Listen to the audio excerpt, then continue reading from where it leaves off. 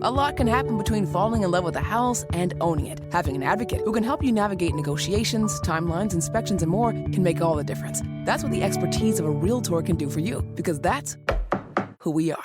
Realtors are members of the National Association of Realtors. With an American Standard heat pump system, the future of heating and cooling your home is already here. Bringing constant comfort to your home, American Standard heat pumps are energy efficient, reliable, and ready for tomorrow, today. Plus, making the upgrade from your traditional furnace or AC unit is easier than ever before with home energy offers, rebates, and tax credits. Learn more at americanstandardair.com/electrification.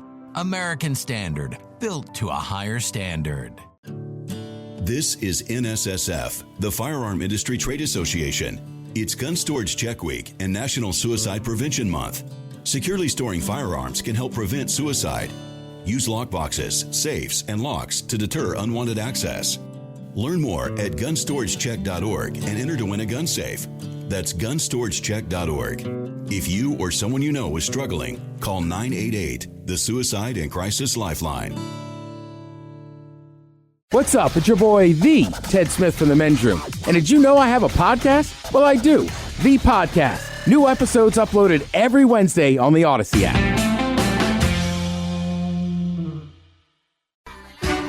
Unfortunately, what you're about to hear is real.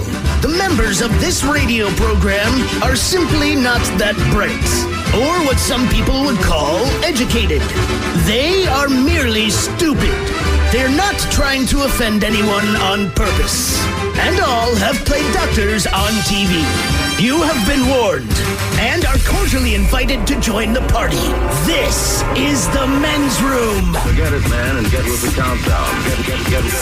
Get with the countdown. Shake this square world and blast off for Kicksville. The trippers, the grasshoppers, the hip ones, all gathered in secrecy and flying high as a kite. This is the Men's Room with Miles and Thrill. You know what they say, shake your radio more than 3 times, and you're playing with it. You're listening to the Men's Room.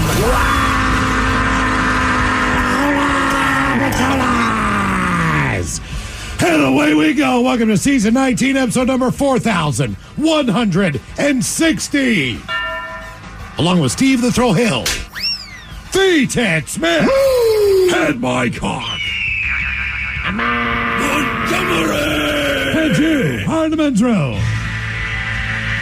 On tap today, we celebrate my grandma's birthday. Yeah, on a Bad Choice Friday. The return of Ted versus the FCC. Plus headlines, Men's Room shout of the day, fun with listener emails, and everyone's favorite, TV time with Ted. Clack, clack. All right, here we go. Man gets over a year in jail after telling the judge to kiss his ass. Meanwhile, to escape arrest, a Florida man jumps off a bridge to swim with bass. Another Florida man is wanted after stealing items from an adult store. A woman sets the world record if a wool coat is what you adore. And a California teacher's new class includes a Cub Scout. That is all coming on today's very special episode of The Men's Room. And now, here's the question. Hola, bitches. Good day to you and yours. All right, as the host of the 2024 Summer Olympics, the city of Paris, they invested $1.5 billion to upgrade their sewer systems and to clean the Seine River, where multiple swimming events were held.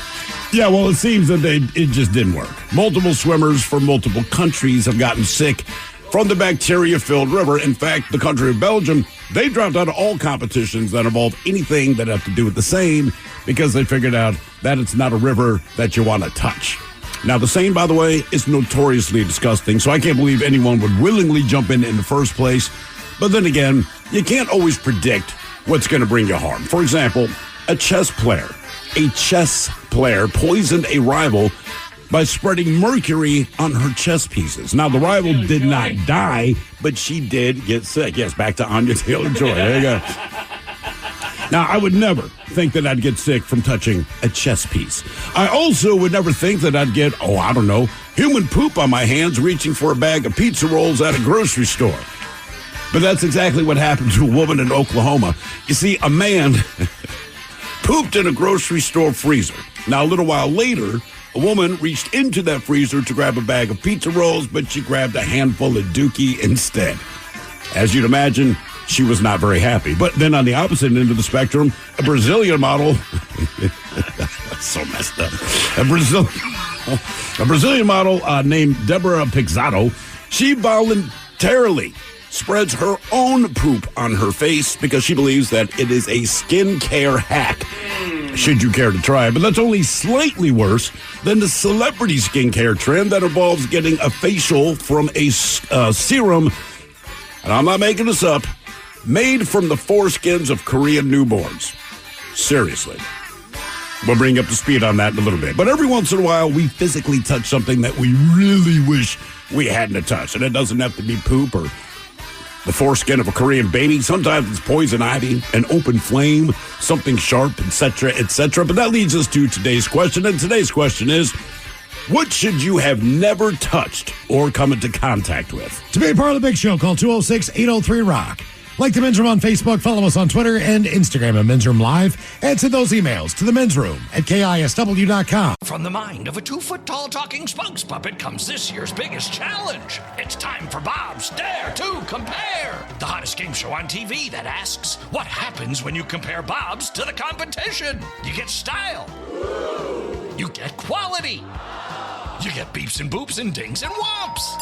And thousands of dollars in savings. Everyone's a winner when you dare to compare with Bob's Discount Furniture. Shop in store or at mybobs.com to play now. A lot can happen between falling in love with a house and owning it. Having an advocate who can help you navigate negotiations, timelines, inspections, and more can make all the difference. That's what the expertise of a Realtor can do for you, because that's who we are. Realtors are members of the National Association of Realtors. It's warming up, folks, and about time to turn on your AC unit and cross your fingers. Or you can give up that moment of truth and switch to an American Standard heat pump system like I did. My place is on Comfort Autopilot thanks to American Standard. Energy efficient and reliable, my heat pump keeps things cool like the Arctic in the summer. And with energy incentives, I was able to save. Ready for the future of comfort? Learn more at AmericanStandardAir.com/electrification. 99.9 KISW. The debauchery rolls on. You're listening to The Men's Room with Miles and Thrill. 99.9 KISW. All the fellas, away we go. Welcome to Season 19, episode number 4160. What a large and in charge program we have for you today. Oh, Guaranteed future repeats on this oh-so-positive Friday. Exciting return of Ted versus the FCC. One more time with Cooper Cup today. Oh, yeah. Third time is a charm. Hopefully we'll get one into the win column on Ted versus the FCC.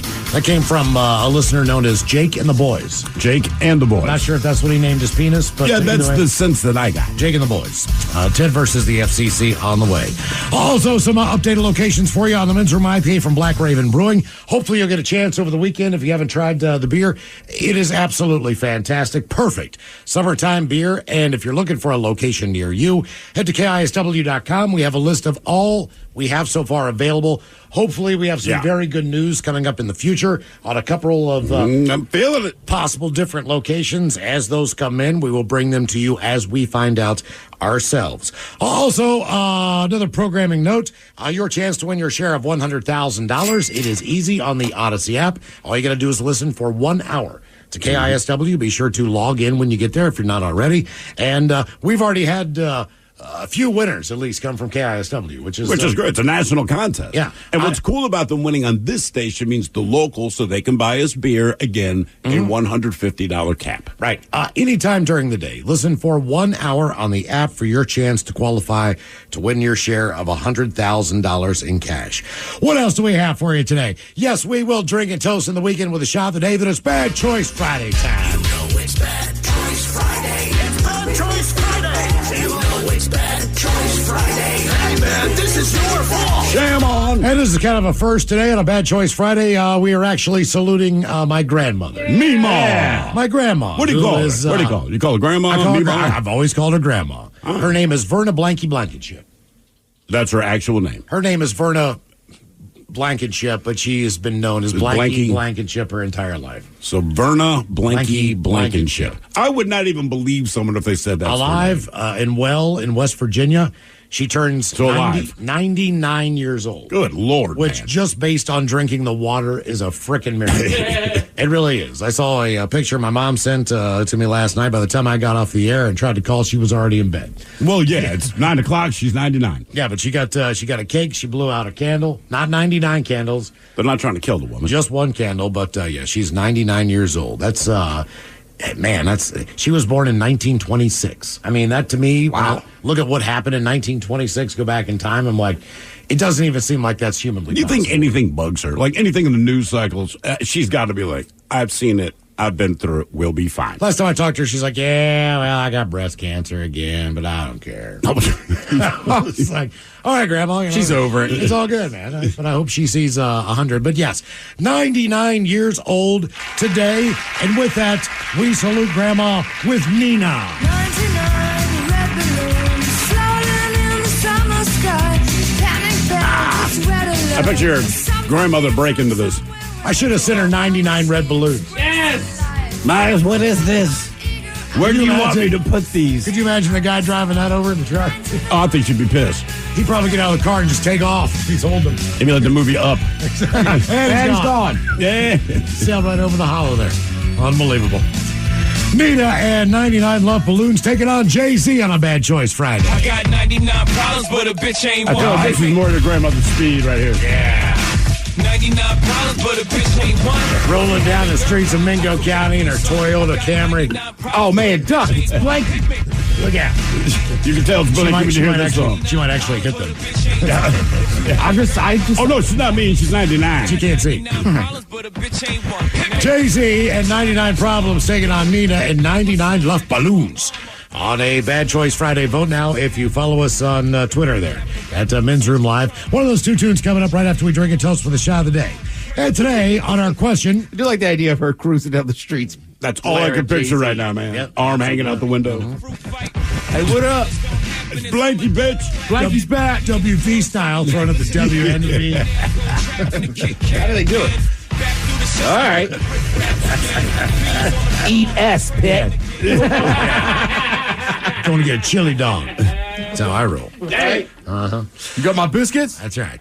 So today, what should you have never touched or come into contact with? Believe it or not, it's kind of, yesterday was kind of a historical day with a local tie as far as one of the more interesting historical incidences that have gone down in our lifetime. As we go to Chicago, Illinois. It has been 20 years since the driver of the Dave Matthews Band tour bus made a disgusting mistake along the Chicago River. It was not a mistake.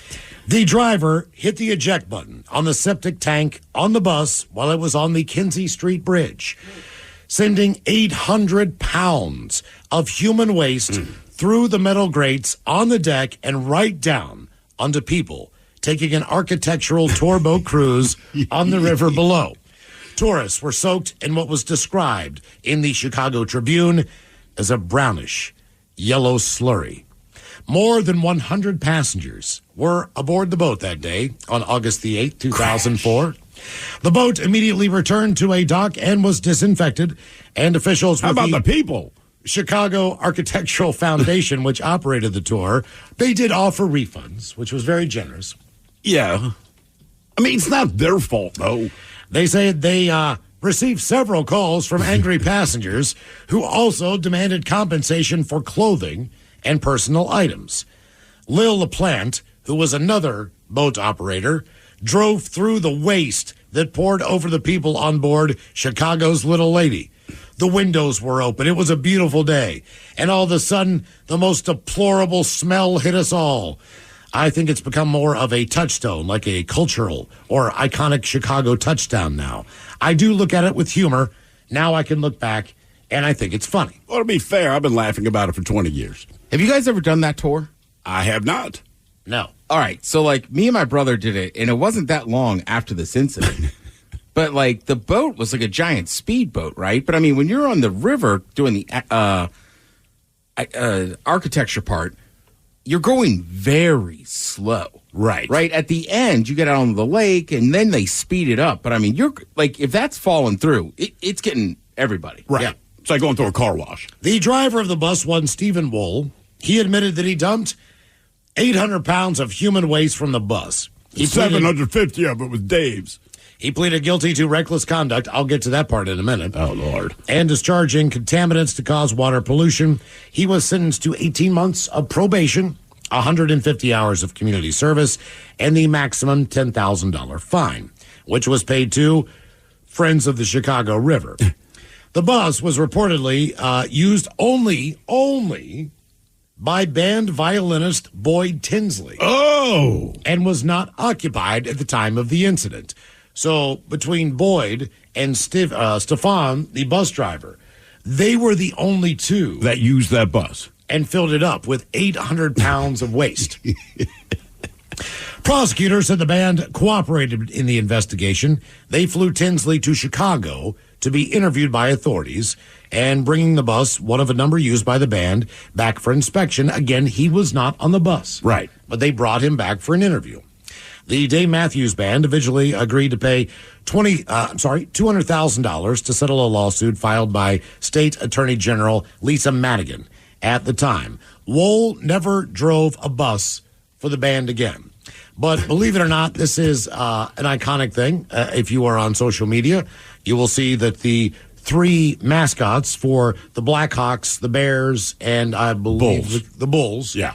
Benny. Or it might have been the Cub mascot, maybe not the Bear. I'm not sure which one is the Bear, which one's the Cub. Either way, they did a memorial yesterday at the bridge site and placed flowers into the river and had a moment of silence. Of course, they were very upset and they were wiping their face with toilet paper. Yeah. It's pretty good stuff. There has been talks about a possible documentary based on these events. Documentary? Called The Crappening. Yes. The Crappening. Are you being for real?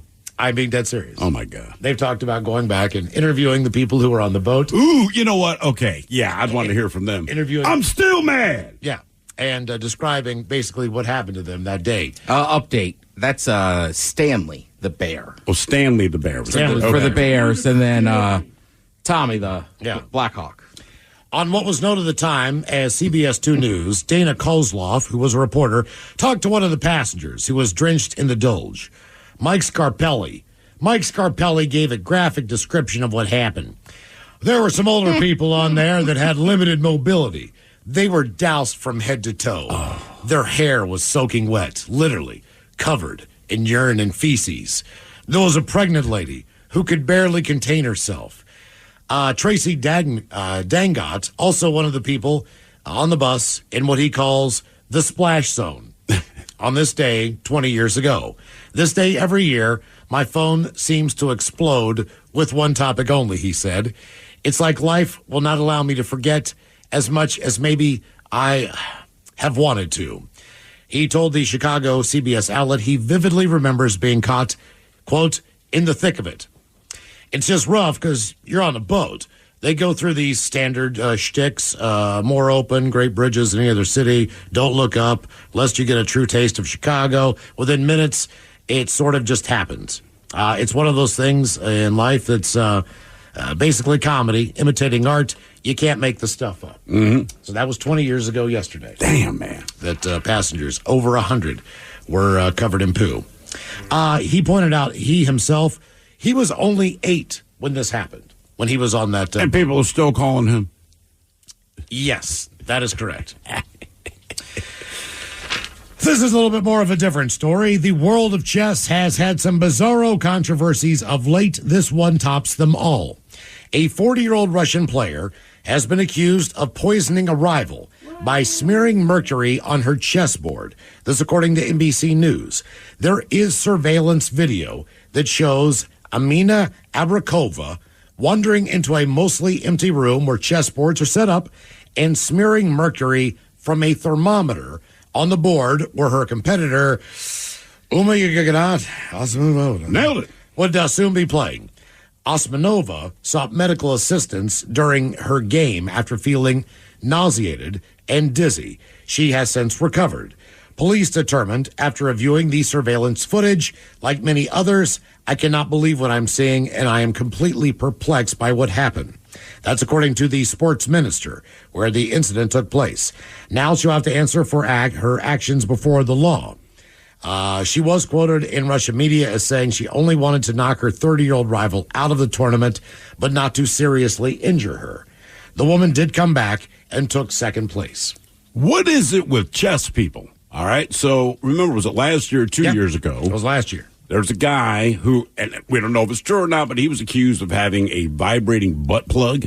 You remember this dude? Mm-hmm. Yeah. And I don't remember how it worked, but I don't remember how the whole thing worked. The but chess it match gave him, was either... Was it televised? I believe it was being televised, and I think it was very similar to how you would cheat in a poker situation in the same way. So you got a butt plug, I'm watching what's going on, and then I'm, depending on the number of vibrations I send to your anus, kind of tells you the move to make?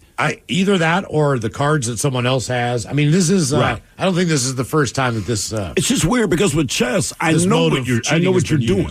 You know, poker, I cannot see your hand. Chess, I know what you're doing. I'm looking at the board. So maybe he just like butt plugs. But now, like, is there a ton of money in chess to the point that it's like, I'm going to stick a butt plug that vibrates in my ass because I need to beat this guy that bad? Like, if there's a $10 million payout, I get it. And now this woman is spreading mercury on a chessboard. Yeah. Like, dude, what is at stake? A lot of people, just competitive people. Yeah. I guess. You might put numbers on each individual piece and just buzz that number of the piece. So in other words, if you hear like in your butt, yeah. that's 12. All right, so he's basically saying, okay, move the rook, or that's the play. And this is the pattern, or something like that. I, those guys are probably smart enough to already figure out what the pattern is from the move. It's at just, the point that I've agreed to put a vibrating butt plug in my backside to play a game of chess, I guarantee you we have hashed out all the details of how this is going to work. So our question on this Oh-So-Positive Friday, what should you have never touched or come into contact with? 206-803-ROCK. This episode is brought to you by Progressive Insurance. Whether you love true crime or comedy, celebrity interviews or news, you call the shots on what's in your podcast queue. And guess what? Now you can call them on your auto insurance too with the Name Your Price tool from Progressive. It works just the way it sounds. You tell Progressive how much you want to pay for car insurance, and they'll show you coverage options that fit your budget. Get your quote today at Progressive.com to join the over 28 million drivers who trust Progressive. Progressive Casualty Insurance Company and Affiliates. Price and coverage match limited by state law. This is NSSF, the Firearm Industry Trade Association. It's Gun Storage Check Week and National Suicide Prevention Month. Securely storing firearms can help prevent suicide. Use lockboxes, safes, and locks to deter unwanted access. Learn more at gunstoragecheck.org and enter to win a gun safe.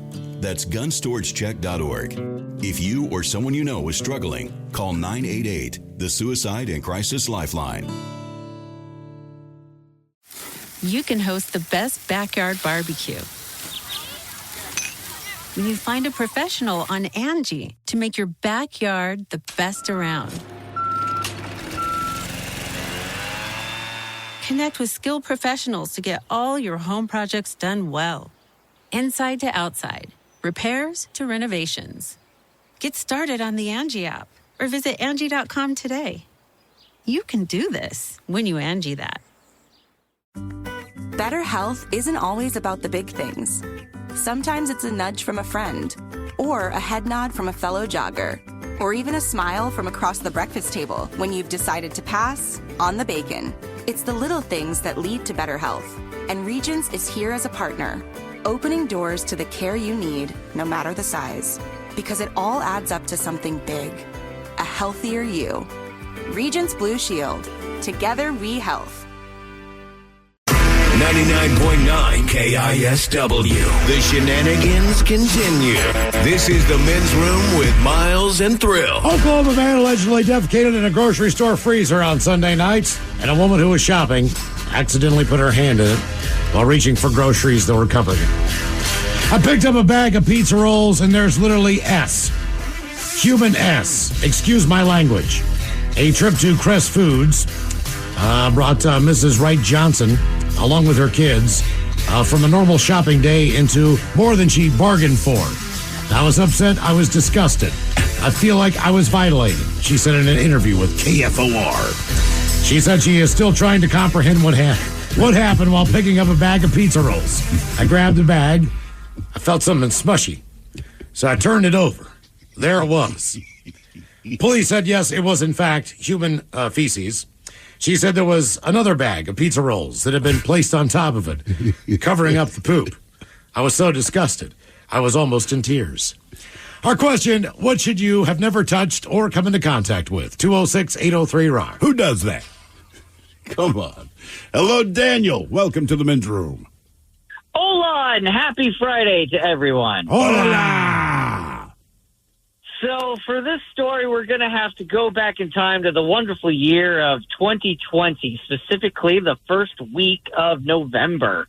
So I had just moved into my brand new to me house, and I brought with me my two dogs. I have a black and tan coonhound, who is a large dog breed, and then I have a smaller puggle, who is a small dog.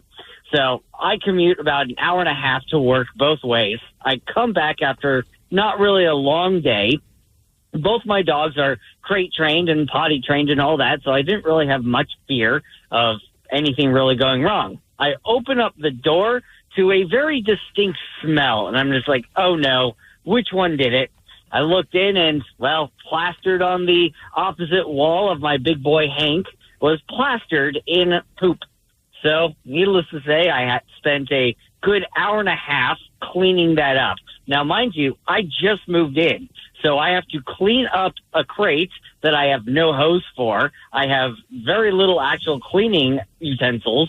So here I am with a sponge and a bucket, hauling warm water in the cold of November, trying to wash up a crate that has just wires covered in poop and my wall. Now, to your best estimation, how long had that poop been there? Your best forensic tingling? Well, the poop was definitely cold. It was kind of solidifying, so it was probably there for a couple of hours. Well, to be honest with you, when you move, dogs get nervous because they don't know what's going on. Sure. And they're in an unfamiliar environment. So that. Oh, yes. And Hank was also, he was abandoned at a shelter, so he had abandonment issues. Sure. And I kind of figured something was going to happen, but I did not know he was going to spray my wall. I think every dog owner can relate to that story in one way or another. I haven't my dog, she hasn't sprayed diarrhea anywhere, but when she does have diarrhea and it happens in the house, she always goes to the stairs. So the problem is you have to end up cleaning like 8 steps because it just drips down. It's like, dude, you've added so much time to this clinic. Can you just poop? It's in never. one She place? thinks she's like hiding it? No, I mean, for her, like, just for Miles whatever used to do that. reason, It's it a makes panic sense. thing. Like, where do I escape? So they're kind of like, I can't do it trying to figure they out know, a way right. out. I know not to poop in the house, but I've got to go because it's diarrhea. There's no one home. And I think Miles is right, where it's like, well, they get pissed off if it's on the floor, so I'll go to, they use these the least, right? Yep. All right. What should you have never touched or come into contact with? 206-803-ROCK. Hello, Taylor. Welcome to the men's room. Hey, what's up, guys? Hola. Real quick, I got 2 things, and don't worry, Mike, they're safe. One, All right. what's up, Ted? What's up? 2, I've had this question I wanted to ask you guys forever. It's a stoner question. How many owls would it take for you to see in a day for you to think, like, something's going on? Are you asking this question because you're seeing a extraordinary number of owls lately? No, it's just I've always thought about it like owls are cool, but if you see one, it always feels kind of ominous. They always have them in like horror movies and stuff. Well, because typically when you see them, it's at night and they're super quiet and they're just staring at you. But how many owls would I have to see before I think something weird is going on in the world? I feel like if I saw more than 2 owls in one night. All right. So I feel like when you see an owl, that's the only owl you see for the day, Yeah, right? You see an owl, that's like, oh, that's cool. Yeah. That's what I mean. So if I see like 3 and I know they're different in one night, I'm like, all right, something's going on. Yeah. That is a stoner question, brother. I got to hand that to you. I was unprepared for that. 3 is the normal answer. Anyway, I'll get to my story. I'll quit wasting your time. The thing I shouldn't have touched was this girl named Priscilla. Uh-oh. And it was the summer that, like, I graduated high school. So I'm no longer in high school. I'm that guy. But we go to a high school party, me and my buddy. And I used to have this trick. I wouldn't really call it a trick. It was just me being dumb and drunk. where I would eat bugs. Eat bugs. Yeah, that's not a trick. That is literally just you eating bugs. Women love that. Like, so I got my wife. There was grabbed a handful of maggots, stuffed them there, and she was like, "We're going to get married one day." I can't be without them. Right. In that moment, she knew. So, like, we were out on the front porch, and, of course, my friend Brad was like, oh, Taylor will eat a moth. And there was a huge moth on, like, the front light. And they had given me a red Solo cup completely full of vodka. Like, no orange juice, just all vodka. And they're like, Taylor, eat that moth. And, of course, you know, I just graduated. I'm the cool guy now, I guess. I grab that moth, I throw it in my vodka, and I slam it. Well, fast forward like 30 minutes or so, this girl, Priscilla, comes up to me and she's like, you're cute. I was like, I am cute. Yeah, all right. Yes, I am. So she's like, I have to go to the bathroom. Will you come with me? And I'm like, I'm into that. Sure. So we go to the bathroom. She does her thing. Number one, I will say, not number two. That would have been weird. And all of a sudden we start making out, and next thing I know, we're in one of the bedrooms, and I'm doing karaoke. Canyon yoga. Yeah. Yeah. And then, boom, door flies open, light turns on, and the entire party is like, oh, they're pointing at me. I didn't know that she was on her period. Aha. So when I woke up the next morning, everyone kept calling me. Well, hold on, Tom. She had just gone to the bathroom, and she did not. She did not know. No, she knew. She didn't care. Oh, okay. She didn't tell you. Okay, all right, okay. But the next morning, everyone was like, "What's up, bozo? Hey, clown face!" And I didn't get it until I went to the bathroom and I saw I had. All over. We got you. We got you. We got it, dude. Yeah. We got it. We understand. God. We pieced that one together, Wow. dude. Man. Yeah. It's like walking through a... What should you have never touched or come into contact with? 206-803-ROCK. That was a long road to get there. That really I mean, was. could have just said, man, it was Cameron yodeling. I didn't know it was that time of the month. The next morning, I wake up, I look in the mirror, and I look like Bozo. Thank God we didn't get the second story. We understood everything. Jesus. Good God. Hello, Zach. Welcome to the men's room. You bitches. Boo! I was about to turn into a horror story. Yeah, I know. So, mine's kind of a two-parter, same thing. When I was about 5 years old, we celebrated my birthday at a friend's house, and they had just redone their hot tub or something and didn't have the seal around the edge or something, and I split my heel open and had to get a bunch of stitches. After that, I was healing, and I think I had a cast on it to keep me from messing with it. And I'm playing in the neighborhood, and I see a bee's nest hanging from a tree, and I don't really know what it is at this time, and I grab a rock and throw it at it, thinking it's something stuck in the tree, and yeah, a bunch of bees came at me and stung my face and my arms and my legs, and I think I had 25 bee stings. How long did it take for the bees to show up at your face after the rock hit their nest? About 3 seconds. So you seriously didn't know what it was? So- you really just thought it was something stuck? And you're still in a cast at this point? Is that what you're saying? I was still in a cast. I couldn't even run that fast away from them. Yeah. That's comedy. So were you just kind of lumbering down the street to get home? Yeah, so I thought, because it was kind of like the dog toy shape kind of ones, and I thought it was like a dog toy in the tree. I don't know what the hell I thought, and just kind of trying to drag myself down. Now, did your mom have to take you to the hospital after that? She didn't, luckily. But, I started to swell up pretty good, and I think they just gave me some Benadryl and kept an eye on me, and got a lot of funny pictures after when I knew I wasn't going to die. Sure. When I wasn't going to die. All right. Okay. How long was it before you were convinced you were not going to die? Oh, man. probably a week and even then, I thought, like, anytime I was going to walk by this tree, they were going to know me and come after me. Oh, that's why you thought you're going to die. Like, oh, man, these bees are going to remember my face and take my ass out. I thought you were talking about the suffering of the bee stings. That's like, nah, dude. Your folks didn't remove the bee's nest? No, so we lived in, like, an apartment complex. Okay. And it was like, yeah, they just keep coming back. Okay, all right. Learn your lesson. How to call the landlord. Hey, I get remember rid of this thing. My brother and two of his friends, and I was about this guy's age, but we had a bee's nest in the tree in our backyard. And they're kind of taunting the bees. And when I was a little kid, the idea of getting stung just terrified me. So I started. It still sucks. Well, it's happened enough to me now where I'm like, it sucks. I don't like it, but it's kind of like, all right. But as a kid, I'm like, I want no part of this. So they were going to start throwing rocks at the bee's nest. And once they mentioned that, I'm like, I'm going inside. And I always remember I had my back to them because I'm stepping back into our kitchen. And they're like, chicken, which, of course, when you're a kid is like the worst thing. Yeah. Man, I swear to God, within 10 seconds, they're running around the backyard. And my father just watched for a minute because he's like, you're telling me they threw a rock at the bee's nest? I said, yeah. He's like, they'll figure it out. Mm-hmm. Yeah, he waited like 30 seconds before he finally went out there to help. What should you have never touched or come into contact with? 206-803-ROCK. And you know what the beauty of that moment is? Just how slowly my father's shaking his head. Just that mild disappointment, like dumbasses. Yeah, right. Hello, Georgie. Welcome to the men's room.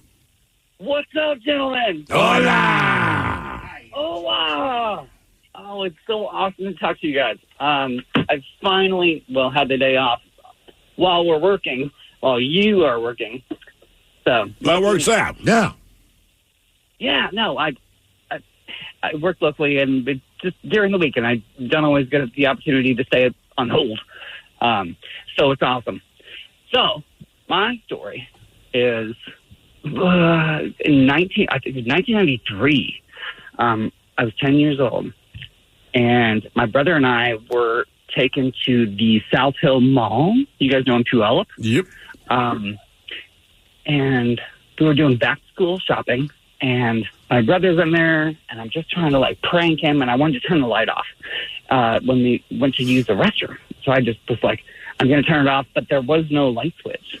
There was just, like, two angry wires hanging out of the wall. And I was like, well, I'm still going to do it. So I put them together and just got zapped, super zapped. And I ended up putting out, not only the power to the entire South Hill Mall, but like the entire surrounding area. And when I did that, I saw this huge image of what looked like a fist, but it was like a bright, like artificially colored, like lightning would look in different colors, like bam, punched me right in the forehead. Well, the good news is it didn't affect your brain at all. No. I mean, at least you're normal now. Wait, you got zapped in the face by an arc of electricity? In the forehead, yes.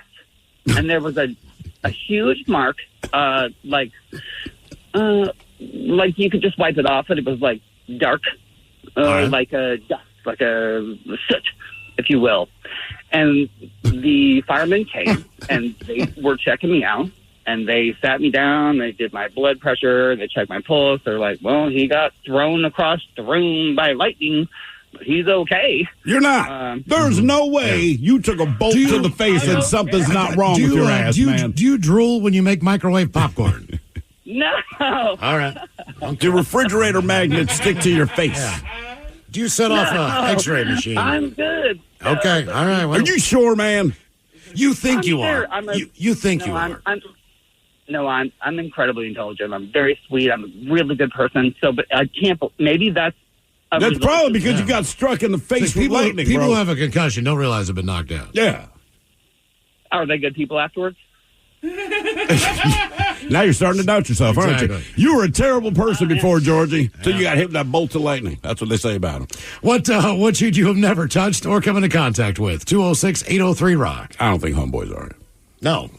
I don't, man. I'm sorry. I'm listening to the story, and he does seem like a very nice guy. And then when you talk about, I don't know, man, basically a bolt of artificial lightning hitting you in the forehead, my first thought is it is impossible that nothing in your brain got scrambled. And we just listened to you. Hello, Nick. Welcome to the men's room. Hola, Positive Friday. Positive Friday. So, I had to be in like 4th grade. I woke up in bed. My mom, my sister are staring at me. I'm like, what's going on? I look down, and our cat is having babies on my leg. So there's just like cat placenta, little squishy babies on me. Hey, and my mom wouldn't let me move until the cat was done having babies. And I was like, can I at least skip school?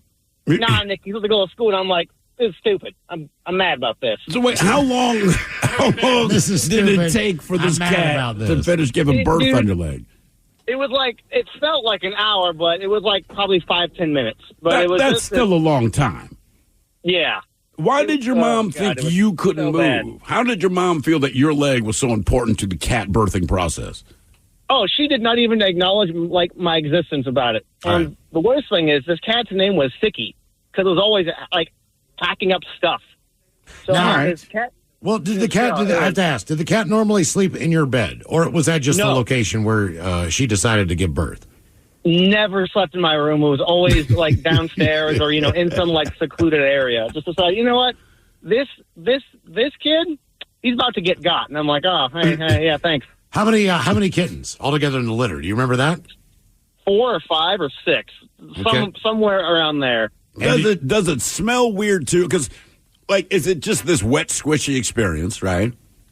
It smells strange. I mean, you guys have children. I'm assuming the delivery room. Yeah, but I never got my nose down in there and just took a big whiff. the doctor didn't say, Hang hey, on, bro. Doc. Hey, man, hold on. Give me a second. Yeah, I'll never forget that. Wow. Dude, it was just not. The color was strange. It was. I had to like wash my. At that point in time, my mom was always telling us, "Oh, do your own laundry." So I had to go wash all my sheets and my blanket, so I didn't have cat business all over it. And I was like, "Oh, this is stupid." And how old were you again? This is stupid. I was probably in like 4th or 5th grade. All right. Yeah, that's don't move. This is stupid. What should you have never touched or come into contact with? 206-803-ROCK. It's warming up, folks, and about time to turn on your AC unit and cross your fingers. Or you can give up that moment of truth and switch to an American Standard heat pump system like I did. My place is on Comfort Autopilot thanks to American Standard. Energy efficient and reliable, my heat pump keeps things cool like the Arctic in the summer. And with energy incentives, I was able to save. Ready for the future of comfort? Learn more at americanstandardair.com/electrification. This is NSSF, the Firearm Industry Trade Association. It's Gun Storage Check Week and National Suicide Prevention Month. Securely storing firearms can help prevent suicide. Use lockboxes, safes, and locks to deter unwanted access. Learn more at gunstoragececk.org and enter to win a gun safe. That's gunstoragececk.org. If you or someone you know is struggling, call 988, the Suicide and Crisis Lifeline.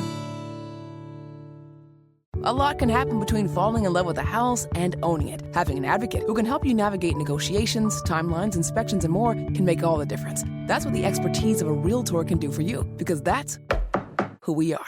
Realtors are members of the National Association of Realtors. Meet the Bed by Thuma, the perfect platform bed frame.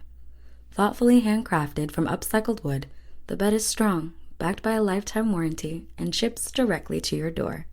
Assembly takes 5 minutes, no tools needed. To get $25 towards the bed, go to Thuma.co. That's THUMA.co to receive $25 off your purchase of the bed. Shop the bed at Thuma.co. There are any number of reasons you might consider selling your home. That's where an agent who is a realtor comes in to navigate the process to sell your home in a way that's right for you. Because that's who we are. Realtors are members of the National Association of Realtors. This is NSSF, the Firearm Industry Trade Association. It's Gun Storage Check Week and National Suicide Prevention Month. Securely storing firearms can help prevent suicide. Use lockboxes, safes, and locks to deter unwanted access.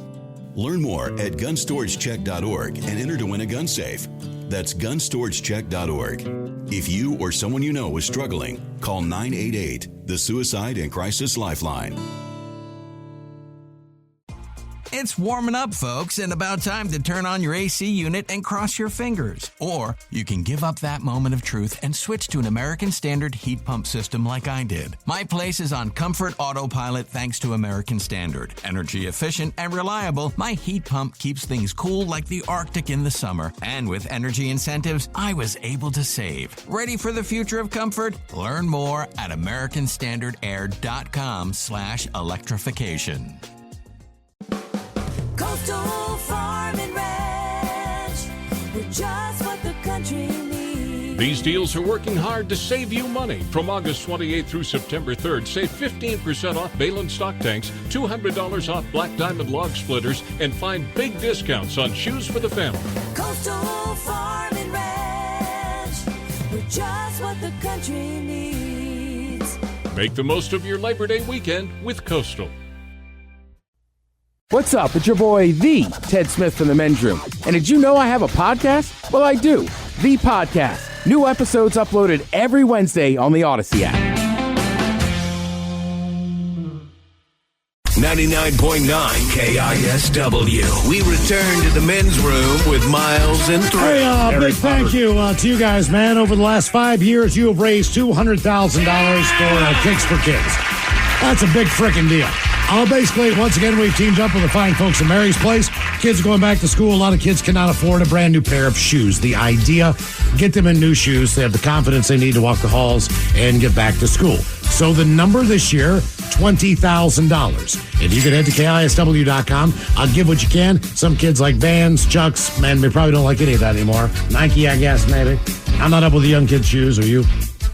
I mean, my kid likes Nike, but even then, it's a very specific Nike style. And that's why Kicks for Kids is here. So the kids, they get a brand new pair of shoes. They get to call their own and pick out. Mm-hmm. So the goal is $20,000. If you could please, anytime over the weekend, head to KISW.com. If you can get $5, $20, we greatly appreciate I it. think Chucks are bigger now than they've ever been. Seriously. They are. Because, like, when I grew up, like the hardcore, like, rock fans. Sure. Like, those dudes always wore them.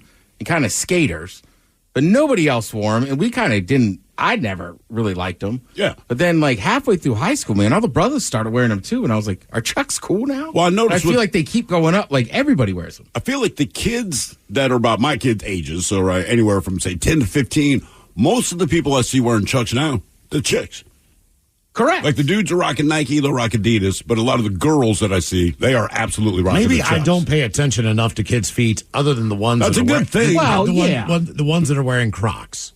Oh, God. They all wear Crocs. That's what I'm saying. Exactly. It is That's the Croc that world, is the bro. one where I look down and go like, man, every one of those kids has Crocs on. My kids, they love the Crocs. All of their friends come over, they have Crocs. I mean, look, the Crocs have taken over. Yeah. I don't get it. I think they're ugly as hell. It must be the excuse ages. So in other words, Do you like, wear your Crocs at the house? Do you have a pair yet?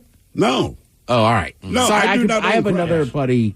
He's got a son that's the exact same age as your son. Okay. His son was like, Dad, you got to get Crocs. So he got a pair, but he has a strict rule that he doesn't wear them outside the house. okay, that's fair. Don't want to. So I couldn't remember if you were one of those people. No, I don't own Crocs. I'm sure they're very comfortable. I've heard nothing but good things about them. And I'm like, look, I believe that the Croc is a well-made shoe. I believe it's comfortable. Unfortunately, I can see it. And I don't want that on my foot, man. I'm sorry. Yeah. Dare we go to the phones? Our question, what should you have never touched or come into contact with? 206-803-ROCK. Hello, Brandon. Welcome to the Men's Room. Hello. Hola. All right. So, I was a lot younger, probably 21. My wife and I had a small house that was built in the 20s in Kent, and there was an old shed in the backyard. So we smoked a wheel and went out there and we were digging through it, and I saw this bottle that had skull and crossbones on it. It said sulfuric acid on it. And my bright wisdom thought, I wonder what that smells like. So I cracked the bottle. The little vapor came out, and I took a big whiff of it. And, the immediate pain, regret, discomfort. I fell over. My wife had to pull me out of there, ask me what it was I thinking. And I was like, well, clearly I wasn't. And it was not anything good other than memorable. How long did the sensation last? The major portion of it was probably 3 minutes of just sitting there going, what's going on? What did I do? But then after that, my sinuses and throat burned for probably the rest of the day. The 4 or 5 hours of just like remembering to don't do your first impulse. All right, well, I do have a question for you, then. To the best of your ability, explain what sulfuric acid smells like, because it's not something I'm going to try to do myself. The pain.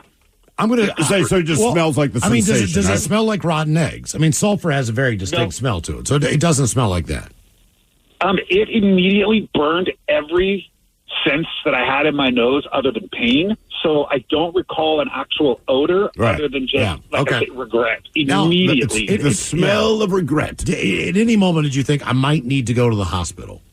Yes. Within minutes of it, it was, she asked me, do you need to go and be the tough guy? No. Then a few minutes later, it was like, well, maybe. Let's see if it subsides.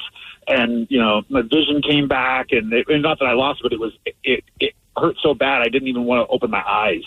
Just the regret. If you would, so say you went to the hospital, I am your doctor, and I asked what happened. Are you telling me the straight up truth? Yeah, me personally, I'm straightforward with my doctor every time, and believe there's been a lot of laughs and what between my doctor and I over the years. But the thing that kills me about the story is that you weren't 7, you were 21 years old. Yes. And wanted to figure out what sulfuric acid smells The thing like. with the skull and bones on it. That would also be a perfect time to I don't remember a ton from science class, but you never directly smell stuff, right? You kind of walk. Sulfuric acid. So, I don't know. I got to ask you a question. Did you ever do any research later to find out exactly what went in your body? In other words, what is the use of this stuff? What is the practical application? Why would anyone have it? And if they did, again, what is the use? No, but in future, as life went on, I know it's for cleaning and etching concrete. I know Okay. All right. Okay. But this was such a small, really, I'll bet the bottle was probably from the 50s. It was glass, because I wouldn't think they'd put it in plastic. But it was a glass bottle with a rusty, crusty, I struggled to get the lid off. And when I did, it looked like I let a little genie out. And I thought, ooh, smell it. It was like vapor coming from it. Yeah, that's what I think when I see a poof of smoke go up. Especially if it says sulfuric acid on the bottle. Man, give me a knife into that. All right. Well, I'm glad you survived, Brandon. Jesus. Yes, me too. That way I could call you guys with the story. You all have a great day. Yeah, right on. Have a good weekend. Why would that be the first thing I you wouldn't think? even open it. I would not open it. Absolutely I'm not not. opening this. I would just get rid of it somehow. Exactly. What should you have never touched or come into contact with? 206-803-ROD. All right, quick question. Say you find a bottle of sulfuric acid. Like I said, it's from the 50s. The lid is all rusted. You can't just throw it into regular trash. Like, who do you call? I mean, I wouldn't. You can't take it to the dump, right? Obviously, you're not going to put it out with the trash. Like, I wouldn't even know who to call. Did I find it like in my house? Well, he thought, it was a shed on his property. I mean, I would think, I don't know, call the non-emergency number? Exactly. Call Waste Management or somebody, because even if you take it to a recycling dump, I doubt that they have a place. I mean, I know they have a place for paint cans and stuff, but I mean, not something that could potentially, sulfuric acid. Yeah. All right. Just curious. I'm going to give it a whiff. Hello. I know. Hello, Rich. Welcome to the men's room. Hey, guys. Hola. Hey, happy Friday. Hey, thank you, man. Positive Friday. Yeah. So my story is about 10 years ago. But a day like this, a beautiful day, got off work, driving down the road, and I had a Jeep at the time, and the tires kind of stuck out a little bit, and I noticed this pretty janky RV, couple cars ahead of me, make like a spirited right-hand turn, and this is in Linwood on 99. They were having a lot of trouble with people, homeless people living in RVs and lots of drugs at the time. And anyways, I heard this like crash, but couldn't see anything. And as I'm moving forward in heavy traffic, I see a piece of plumbing pipe and a valve laying in the gutter. And then as I continue forward, there's like this big puddle of what looks like, imagine if you dumped like a couple 5-gallon buckets full of mustard in the middle of the road. And my, it's a nice summer day. Like I said, my window's down and I'm just cruising. And what color was the mustard? Was it like a gray poupon? Yeah. I mean, I have owned RVs and I've never seen this color come out of my RV. So it had fermented and been there for a while, if you know what I mean. Yeah. But just like instant smell, and it took a second when I looked down. I'm like, oh God! And thankfully, I was only about 10 minutes from home, but that was like the longest 10 minutes of my life, gagging and worrying about like catching hepatitis or something. Yeah, You know how what I much mean? got into your car when you drove through it? Oh, it was on my headliner. It was all over my arm. It was all over the side of the Jeep. Was it all over your? Was it all over your golden retriever sitting past you with a bandana around its neck? Thankfully, it's just me. Okay, all right. So how do you go about? Obviously, I know you go home, you take a shower. How do you clean out the inside of your Jeep when it's liquid poop? You know, I just sprayed it off and hoped for the best. Was this a doors off day? Was this a doors off day? Oh yeah. Oh man! No, man. Good stuff. I'm sorry that happened to Aren't you, you bro. happy that's the only car you can take the doors off? Yeah, that's the only one. Yeah, it's the only I'm one not on that the redneck. road. No, I'm just saying it is. Damn. You know any other cars you can take the doors off and no one cares? No, that's about it. Yeah. That is about it. I mean, if I'm driving down the road, I have no doors on my car. Do I get pulled over? Yeah. But if I'm in a Jeep, I don't. It's right? okay. It is awesome when you got those doors on. I know it is. What I'm saying. But why what's the rule? Like, if you're a cop, I'm just, because honest to God, I think you're right, Miles. Like, if I'm in a Jeep with no doors, no one even bats an eye, right? Mm-hmm. But if I drive in my sedan and there's no doors on the side, the cop's going to pull me over, right? I'd be like, what's the difference? I'm hanging out with my Jeep buddies. Sure. Because the Jeeps are designed, the doors can come off. I know, but what if I just took my doors off and I knew how to do it? Right. I mean, I guess it just, I would think you'd get pulled over just because they're not supposed to come off. I'm an Amazon guy. You modified. Okay, I'm an Amazon Yes, guy. I've modified my car. I'm an Amazon guy, but I'm using my own car. Yeah. All right? I'm an Amazon delivery driver. Now, UPS guys sometimes just leave the door open all day. Right. And Nothing FedEx said. guys leave the door open all day. I just take my driver's side door off, just one, just like a UPS truck. And this helps me get in and out of my car easier when I deliver my packages, which are all in my car. Sure. See. So if I'm driving down the street, am I going to get pulled over because I don't have a door on my driver's side of my car? And could you make the argument, like, wait a minute, man. The UPS guy that just went by, his door's wide open. He has no door. You can't do that on a bus. Mailman, door wide open. Right. FedEx guy, door wide open. But they're making stops. Yeah, that's right. So am I, because I'm an Amazon delivery. What if I'm DoorDash? I am a DoorDash driver. It's not a Jeep. It's just my regular car. I don't that have care. at home. You guys want to get pulled over, get pulled over. So if he says you can't drive without a door, I said, well, can I drive without two doors like a Jeep? Oh, there you go. So you go ahead and take the other door off. What should you have never touched or come into contact with? 206-803-ROCK. Just so you know, the Humvee, the H1 Humvee. Also, you can take the doors off. Okay. All right. There you go. You know what? I saw a new Hummer today. Are Hummers back? They released, is it the all-electric one, I think, maybe? I guess they so. It's kinda kinda did got like a truck redesign. bed. Yeah. A little bit of a redesign. It's a good-looking vehicle. What'd you get? Electric Hummer. Come again? Hello, Roland. Welcome to the men's room. Hey, what's going on, boys? Hola.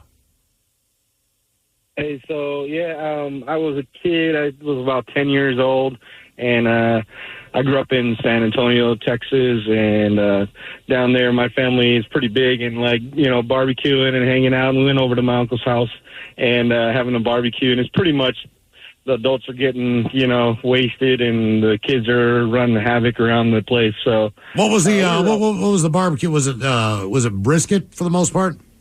Yeah, brisket, some fajitas, and carne asada, that type of stuff. Hell yeah! Yeah, it was good. I mean, I'm not a little guy now, so I was fed well as a kid. Oh yeah, it sounds like you ate pretty good food. Yeah.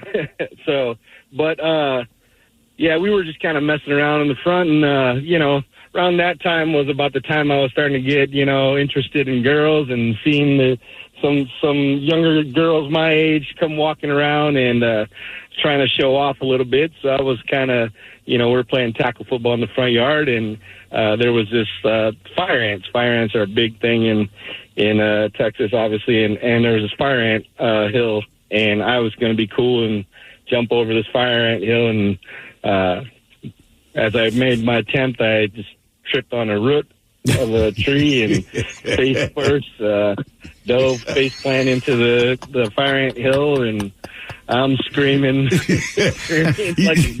How fast do they start biting you? Oh, immediately. I mean, it's immediately. And it's not like one or two, it's the entire colony are on you at once. And so they're on your screaming face? bloody murder. What's that? You said they're on your face?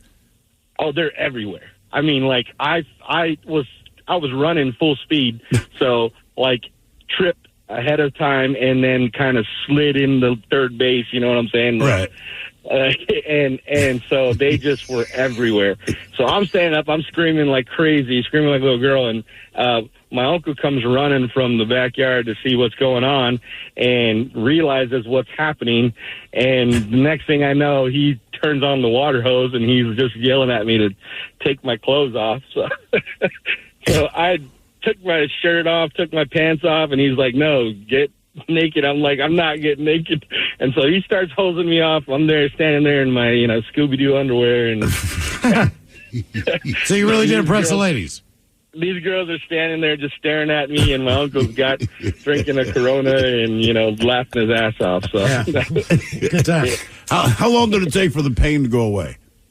I mean, like the pain, it doesn't hurt for a really long time. It's kind of a short pain and hurts for just maybe, I don't know, about an hour or so. But then what happens is those fire ant bites turn into like almost kind of like pimples. So you get like these little like white heads all over your body, and it's pretty nasty and disgusting. Yeah. On a scale of 1 to 10, how bad does a fire ant bite hurt? I mean, I've been stung by wasps. I would say fire ants are worse than being stung by like a wasp. Do you know anyone's ever been bit by a scorpion? Were they in your area? No, not me, but I do have a buddy that was bitten by a copperhead, and that was pretty nasty. Ooh, no, I bet that was. Yeah. That's nice. Yeah, we were hanging out in his garage, and he saw this little snake like kind of slither underneath his dryer that he had in his garage, and like a dumbass reached for the tail, and when he grabbed it, spun around and bit him right on the hand, and he said, "I think I just got bit by a copperhead." And he's quick. Of course, we were having a good time, and everyone's like, "Nah, you're fine." And then after about like 20, 30 minutes, his hand started swelling really big, and like, "Yeah, but take you to the hospital." Yeah. Speaking of my father's been stung by a scorpion, man. So when he was younger, I don't know his exact age, but under 18. But he had to spend his summers with his grandparents in a place called Eagle Lake, Texas. And he's like, "I hated it. It was awful, whatever." But he got stung on the face by a scorpion. It was on a washcloth, and he had rinsed his face off. If I remember this right, rinsed his face off in the bathroom sink, grabbed a towel to dry his face, and the scorpion's on there, so it stings him in the cheek, right? He's freaking out, runs down to his grandmother. As he explains it, it's right from a kid point of view. He saw that there was a scorpion, freaked him out. He's like, "I need to go to the hospital." She's like, "Robert, you don't need to go to no hospital. Just hold on." And he swears this, man. She just grabbed some leaves or whatever, like chewed it up, spit it in a cup, mashed his crap on his face, and he's like, the pain went away, the swelling went down. I mean, it didn't happen that fast, but, within 15, 20 minutes. I'm like, probably like aloe or like agave or something. Something, but like she knew what to do. She was like, "Just relax, stop acting like a bitch." Just a scorpion sting to the face. What should you have never touched or come into contact with? 206-803-ROB. I'm pretty sure she didn't actually say that last part. I'm kind of ad-libbing there. Hello, Sean. Welcome to the men's room. Hola. Hola. All right, so this is a little bit of a different spin on the question, but I'm visually impaired, and so one time I was at the gym going over to use one of the machines, and I saw the gray metal machine, so I reached down to kind of, try to adjust, feel whatever the weight's on there and whatnot. And as soon as I grabbed onto it, I went, "Oh, that's somebody's leg." that is an ankle. It turns out it was just a guy, wearing gray sweatpants using the machine. So when the vision grabbed on, I went, "Oh, my bad, buddy." Did you? What is his response to that? Had to be really weird for him, man. Oh, it was awkward. He turned around and he was kind of like, "What's up?" And I just immediately started, OS, sorry, I can't see you. I'm visually impaired, blah blah blah. And the bad part is though, because I do have a little bit of vision and I have the gym all memorized, so I get around pretty well, but after that, I didn't want him thinking I was a creep, so I kind of had to act extra blind. Extra blind. What? Yeah, just make sure I tripped over some stuff. What's the worst thing you put your hand in before? Just just trying to get around.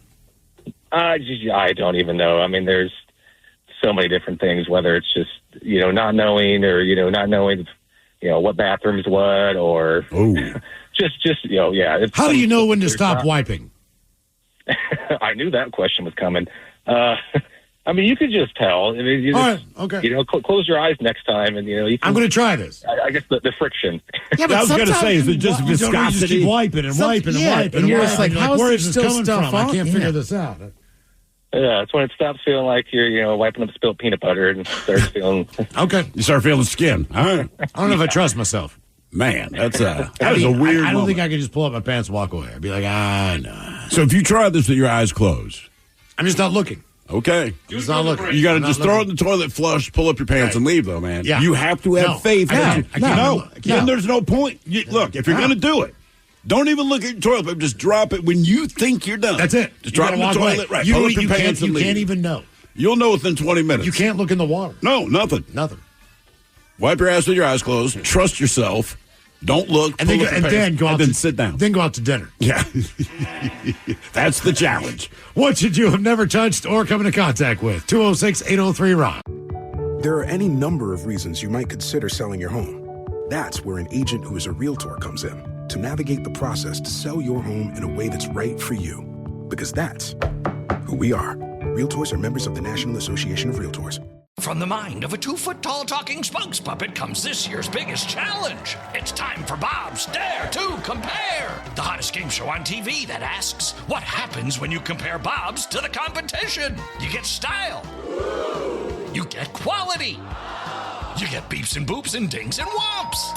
And thousands of dollars in savings. Everyone's a winner when you dare to compare with Bob's Discount Furniture. Shop in store or at mybobs.com to play now. This is NSSF, the Firearm Industry Trade Association. It's Gun Storage Check Week and National Suicide Prevention Month.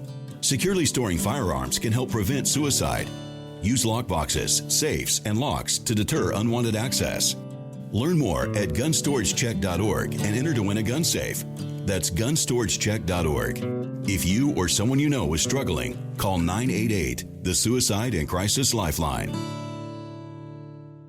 99.9 KISW. The Men's Room returns with Miles and Thrill. I'll do yourself a favor. Check out the program on the Odyssey app. You listen for 1 hour, and you're entered to win your share of $100,000 cash. Hey, we love you listening on the car radio. If you got your Bluetooth, though, you can listen on the phone. Listen for 1 hour on the app. And basically, you're entered to win. That's all weekend long. That's every single day, anytime you listen. Yeah. So just get that 1 hour in, and you'll be entered to win. On our question, what should you have never touched or come into contact with? 206-803-ROCK. Hello, Robert. Welcome to the Men's Room. What's up, fellas? Hola. Hey, how's it going? Doing great. Are you okay? Rory, how are you doing, dude? You okay?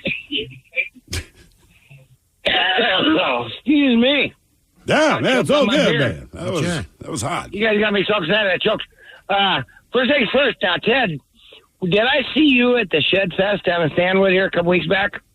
I was not at Shed Fest. I was at the Loud and Local Fest.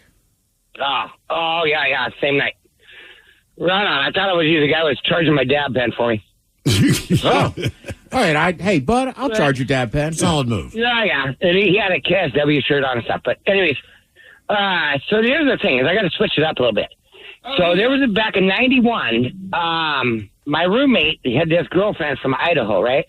And she had some friends and had some teenage kids that wanted to come to Seattle as the grunge is going on, and they want to go to a laser show. Yeah, sure, bring them down. So me and my girlfriend were like, yeah, we'll run them around town. We go down to laser show. The only laser show they were doing that night was Laser Depeche Mode. Dude. Oh, ouch.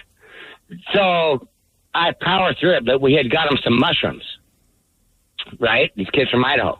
Right. We get them some mushrooms, and they're like these long ones, right? So we get done with Laser Depeche Mode. The mushrooms are like, I don't know. And then we end up down at Gasworks Park, dude, and it's dark, and these kids from Idaho are like digging through this bag of mushrooms. And the one kid goes, "Oh, I dropped some. Hold on." And the way they were eating them, because they chewed tobacco, right? So they just put them in between chicken gum, right? All right. Kid looks down with his lighter, picks up. Well, there was duck poop everywhere. Oh, no. That whole thing was littered, and it looked just like mushrooms, dude. And I'm like, dude, he's got it between his teeth and gum like he's chewing on a mushroom. No, dude. That's duck poop from Gasworks Park, baby.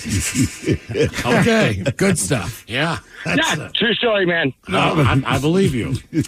What should you have never touched or come into contact with? 206-803-ROCK. Here's one from the text that says, I made the mistake of letting my tarantula crawl in my mouth. But I didn't know that when tarantulas walk, they leave little hairs everywhere as a defense mechanism. So I had little tarantula hairs all over my tongue. Don't put a tarantula in your mouth. Yeah. That's just my advice. Hello, Fred. Welcome to the men's room. Hola, bicholas. Hola.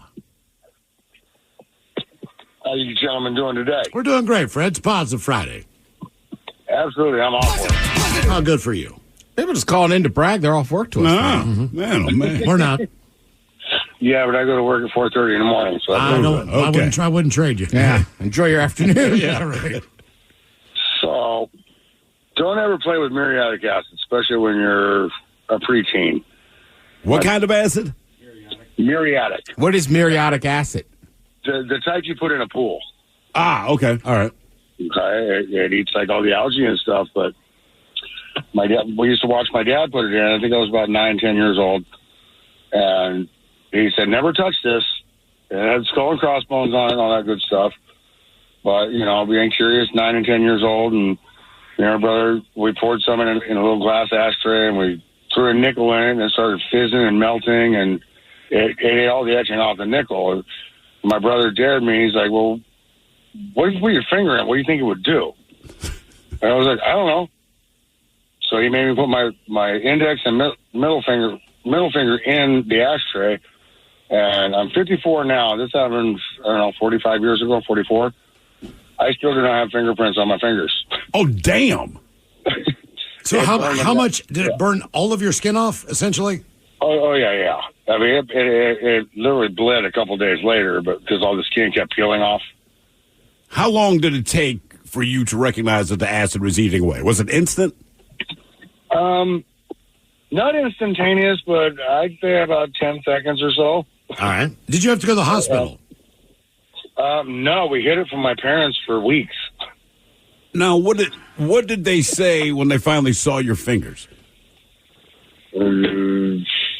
Actually, my dad probably called me a Moss. Yeah. Ah, yes. And mom said I was stupid. But did you guys own a pool? Yes. Okay. All right. That's why we have. Okay. Just making sure. And Dad always did the chemicals in the pools, like chlorine and the muriatic acid and stuff. And right. Yep. But, he always told us don't touch it, but see, it's skull and crossbones when you're a child, and yeah, you kind of want to touch it. You're right. I mean, as a kid, skull and crossbones, one, they look cool. You're associated with pirates, Yeah, and we you also understand knew you danger. Mr. Yuck. Right. See, that's the thing. Mr. Yuck, I said, all right, I'm not messing with this. The skull and crossbones, it just looked cool, like you saw in cartoons. Yeah, but it ain't a pirate ship. I know, but it's still cool. Okay. Just saying, as a kid, as an adult, I did not have that trigger mechanism. Really? No, I did not either. I knew what was dangerous, and that was just out and about. Now, if something had that on it, that's absolutely off limits. Yeah. I mean, Mr. Yuck helped a lot. I would not touch something that has a skull, but like he said, when they dumped it in the glass ashtray, I would at least do that. I would empty the contents into something that I believe could hold it. Would I drink it? No. Would I stick my fingers in it? No. Would I try to smell it when it says sulfuric acid? No. But for some reason, I'd want to, quote unquote, let the genie out of the bottle. The only one that ever had an allure to me was antifreeze. What? Really? Because it looks like lemon lime Gatorade. Do you have to convince yourself not to drink it? And it's sweet. I That's well, why, I never that's why, drank it. that's why animals eat it and die, because it has a sweet flavor to it. I don't know why antifreeze needs to taste sweet. You'd think that they maybe could change that formula to some degree, but there's some element in there that has that product. I mean, Tide Pods look like Aquafresh and a pouch, right? That one I think you change because it's children eating these things, but they look delicious. I mean, let's face it. If you saw a candy that looked like a Tide Pod, I'm like, I'll give it a try. The blue squirt in your mouth. Yeah, I don't know. And we always had, I don't know if it says about the cars or back then, but there was always just a giant jug of antifreeze. Always. Or that was cans like of oil clear. That was in the trunk. And it, you know, like I'm with Miles. Underneath the sink was all the Mr. Yuck stuff. That never interests me. Yeah. Always feel like, I don't know, man. It looks like Gatorade. But if it's in the garage, it's plus it's stuff like gasoline. It smells good. You know, your parents would tell you, like, don't take the lid off the gasoline. But we'd open it, get a few whiffs. Don't sniff your Sharpies. What the teachers back in the day, when you used to get dittos, remember those? Mm-hmm. So there was a ditto machine. Basically, it was like a copying machine, right? But the print was purple. But the thing is, a lot of times when you had a quiz or a test, the teachers would print this up, like, in the classroom. And it was always, you know, you hand the stack to the kid in the front of the row and they hand it back. And the teacher, don't sniff the dittos. And I mean, it's 30 kids with paper. There's a famous scene in The Breakfast Club where every kid picks it up and just puts sniffs it it. right Oh, yeah. face. That's absolutely. What should you have never touched or come into contact with? 206-803-ROCK. Also, I forget how old I was. Somehow I acquired a hatchet. I don't know if I found it in, like, my grandparents' house or something. Okay. Well, how old were you? 10? All right. But that was not good. I would just try to whack everything I could. And I remember I had an aerosol can, and I was in the backyard. My brother was like, what are you doing? I'm like, says don't puncture. So I'm going to cut it in half. And he's like, Jesus Christ, give me that hatchet. You're giving me grief about the fact that the skull and crossbones, and I'm a kid, and I'm going like, there's something interesting in there. But it says do not puncture. I mean, these are words, bro. This isn't even like a warning drawing. Right, but we are telling you I was going to directly. chop it, not puncture it. Oh, splitting hairs there. I see. Yeah. What should you have never touched or come into contact with? 206-803-ROCK. There goes old hatchet, man. Hello, babe. Welcome to the men's room. Hola, Hola. Babe. What's up, babe? How's it going, fellas? Doing well, man. Positive Friday. This is Uh-oh, babe. Hey, babe, you're Babe. Your phone's breaking up. Are you there? Babe. Babe's gone. Don't leave me, He's babe. gone. Yeah, babe. Call back, babe. What should you never have touched or come into contact with? 206-803-ROCK. For those of you that don't know, years ago, we worked with this guy named John Boucher. And it doesn't matter who he spoke to, male, female, child, adult, his grandmother, his parents, everyone was babe. Everyone. Mm-hmm. So as soon as I see, that's why we cannot help it. Babe. Oh, come on, babe. No, I never do that, Then we babe. moved here, and there was a sales manager named Ron. Ronnie. He just picked up he picked up the torch. Babe. Oh, babe. We got to go. Babe, you got to go there and get the fish and chips, babe. Hello, Roger. Welcome to the men's room. Hey, how's it going, guys? Hola. Yeah, in 1982, I turned 21, and that summer, my Army buddies took me to Phoenix, and so I could drink legally in Phoenix. And they thought it would be cute, and they bought me a hooker. And That is cute, isn't it?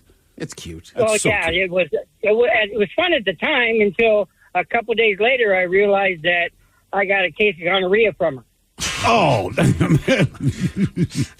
thought you were going to say you touched a cactus, or Right. maybe nope, got gonorrhea from a hooker in Phoenix. tarantula, or I don't know. Yeah, it wasn't fun. It took a while to get rid of it. How long did it take to get rid of it?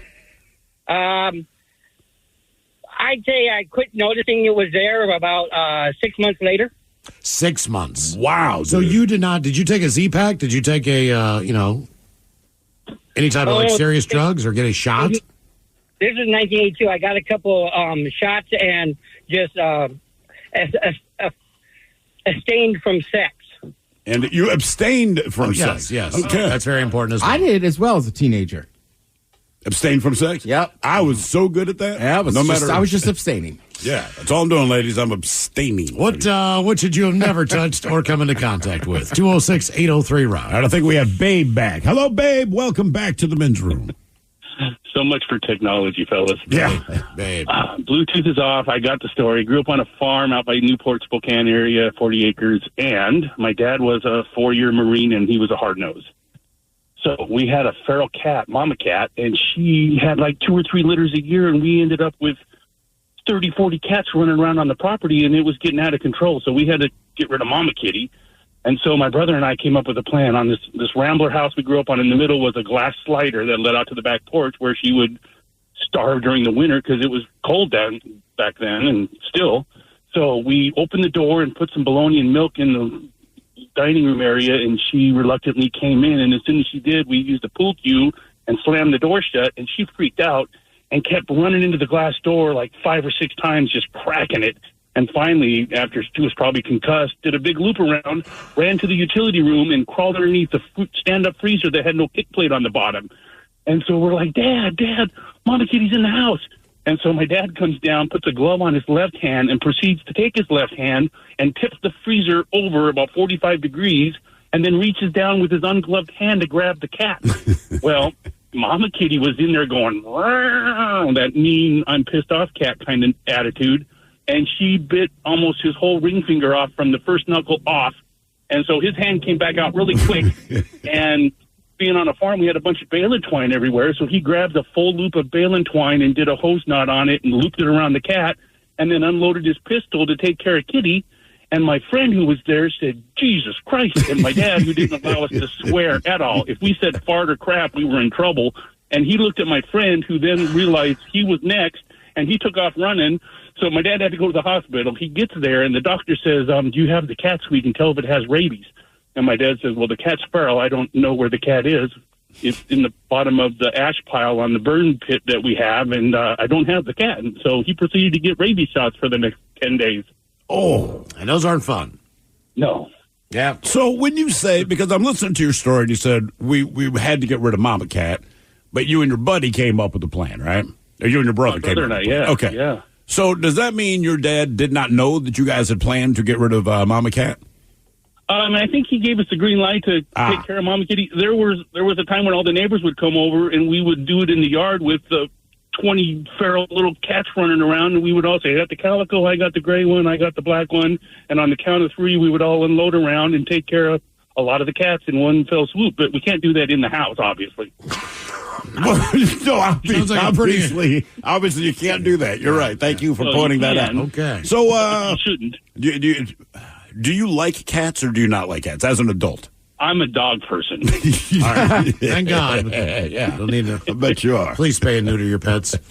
What should you have never touched or come into contact with? 206-803-ROCK. Hello, Dane. Welcome to the men's room. Hola, guys. Hola. All right, so I'm a semi-truck driver, and I drive tanker, and we move all of the dirty water that filters down through the landfill. And the water goes to a treatment center and gets cleaned up, and then it gets trucked off to another location, and they use it for sewer runoff water. So the water that we're moving isn't even good enough to be sewer runoff water when we load it. Damn. And so last summer, it was like mid-July, so it's really hot, and I'd been working all day long, had a little bit of a brain fart, and didn't follow procedure as far as putting the load hose into my tank before hitting the pump on. And so you have to man the hose when you're loading your tank up, and I get down onto the platform, and I'm standing there by the hose, and then that's when it hits me that I had already turned the pump on. And so I rush up there, I hit the E-stop, but it had already started going everywhere. And now I got to grab this hose filled with this dirty water and put it in the tanker. And I got covered in this disgusting brown, smelly water. It's called leachate. And, yeah, not a pleasant experience. Do you have to throw all your clothes away at that point? So I washed them 3 or 4 times, and it was fine. But, like, having to work the rest of the day, like, by the time I got into my car, like, I'm sticky and, yeah, like, the worst funk that you can imagine. You don't get to go home in that instance? No, so technically it's not considered hazmat. It's just really gross. But, yeah, like, I mean, who knows what's buried out at the landfill. But, yeah, you know, I I didn't grow a third eye, or I don't have any extra limbs that are forming. You didn't or get a anything sty like that, or anything, but right? Yeah. No, yeah, like just not a pleasant experience, and definitely enough to remind you to remember procedure when you're at the load station. Sounds like it. Good God, man. What should you have never come in contact with or touched? 206-803-ROCK. I will say this, and Miles, you and I had this conversation, just being parents. I said, there was a time in my life where if you had said, look, you're going to be covered in other people's urine, feces, blood, vomit, pus, etc. So there's no way. And it's going to cost you a fortune, whether it's and a you're pet gonna, you're or going a to pay child. for this, right? Then A you pet have or a kids, child. and it's like you go to a restaurant, someone's like, "Sir, I think there's mustard on your shirt." It's like, it's not mustard, it's poop, and I don't care. Right? I mean, seriously, your kids end up breaking you at some point. I've had puke in my beard, and I'm like, I don't care. There's a pee stain on my leg. I don't care. It is what it is. Mm-hmm. That is a fact. Ted versus the FCC is coming up, and we've got your emails coming up next from the men's room at KISW.com. With an American Standard heat pump system, the future of heating and cooling your home is already here. Bringing constant comfort to your home, American Standard heat pumps are energy efficient, reliable, and ready for tomorrow today. Plus, making the upgrade from your traditional furnace or AC unit is easier than ever before with home energy offers, rebates, and tax credits. Learn more at AmericanStandardAir.com/electrification. American Standard, built to a higher standard. It's Gun Storage Check Week and National Suicide Prevention Month. Securely storing your firearms can help prevent suicide. Use lockboxes, safes, and locks to deter unwanted access. Learn more at gunstoragecheck.org and enter to win a gun safe. That's gunstoragecheck.org. If you or someone you know is struggling, call 988, the Suicide and Crisis Lifeline. Brought to you by NSSF, the Firearm Industry Trade Association.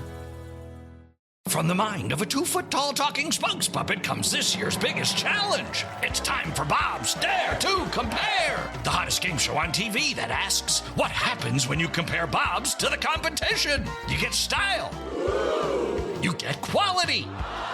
You get beeps and boops and dings and whomps. And thousands of dollars in savings. Everyone's a winner when you dare to compare with Bob's Discount Furniture. Shop in store or at mybobs.com to play now. Unlock the power of mushrooms with Ohm Mushrooms. Ohm's variety of mushroom products help support memory, focus, and energy with our functional mushrooms. Want stress relief? Our Relax gummies are formulated with reishi to help you keep cool, calm, and collected. And our protein powders? They'll help support energy and muscle recovery with lion's mane, cordyceps, and more. These statements have not been evaluated by the FDA. Ohm Mushrooms products are not intended to diagnose, treat, cure, or prevent any disease. Visit ohmmushrooms.com today. Enter Hello Ohm for 20% off. This is NSSF, the Firearm Industry Trade Association. It's Gun Storage Check Week and National Suicide Prevention Month. Securely storing firearms can help prevent suicide. Use lockboxes, safes, and locks to deter unwanted access. Learn more at gunstoragecheck.org and enter to win a gun safe. That's gunstoragecheck.org. If you or someone you know is struggling, call 988, the Suicide and Crisis Lifeline. It's one thing falling in love with a house, and quite another navigating the world of negotiating, mortgage lenders, and finding the budget that works best for you. Guidance from an agent who's a Realtor can make all the difference, because that's who we are. Realtors are members of the National Association of Realtors. From the mind of a 2-foot-tall talking spokes puppet comes this year's biggest challenge. It's time for Bob's Dare to Compare, the hottest game show on TV that asks, what happens when you compare Bob's to the competition? You get style. You get quality. You get beeps and boops and dings and whomps. And thousands of dollars in savings. Everyone's a winner when you dare to compare with Bob's Discount Furniture. Shop in store or at mybobs.com to play now. Coastal Farm and Ranch, we're just what the country needs. These deals are working hard to save you money. From August 28th through September 3rd, save 15% off Balin stock tanks, $200 off Black Diamond log splitters, and find big discounts on shoes for the family. Coastal Farm and Ranch, we're just what the country needs.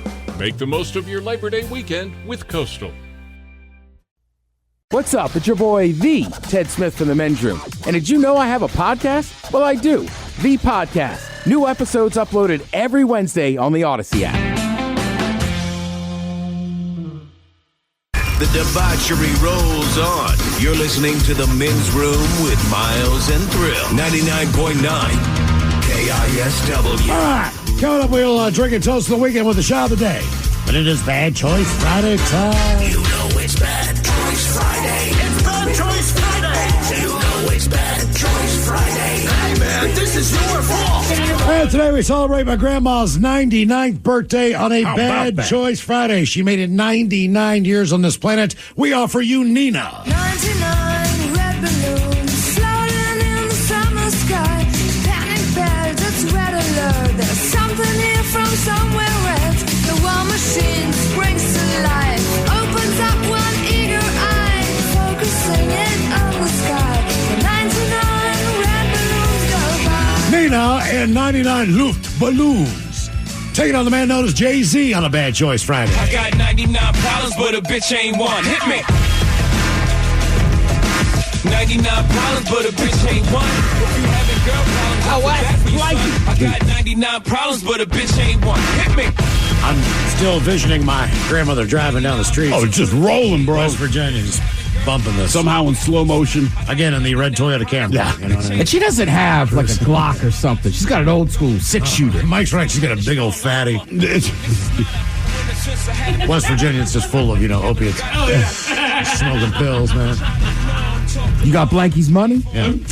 Vote now if you follow us on Twitter at Men's Room Live. One of those two tunes coming up right after we drink and toast. Mike, you said this one's close. Yeah, it's really close. Okay, so get to Twitter. Yeah, and, there's like a 1% difference. Wow, and vote now. that's shocking. I agree. I cannot believe it myself.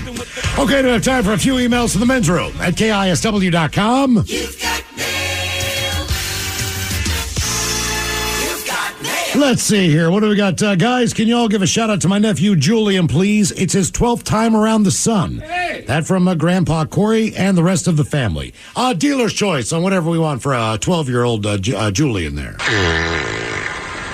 Please clap. Oh, Michelle, can I get a birthday shout out for my amazing daughter, Candace?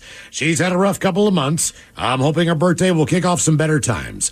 So how about the Dirty Germans and the captain giving her some advice on kicking off her 27th trip around the rock in style and some good vibes. Love you guys. That from Maryland. Yeah, for your 27th birthday, instead of kicking around the rock in style, how about something that rhymes with rock but do it with style? Yeah, and whatever you do, please do not kick it. Unless that's your sing, yeah. Then you can kick it all you want, because I don't kink shame. But it's weird. His safe word is more.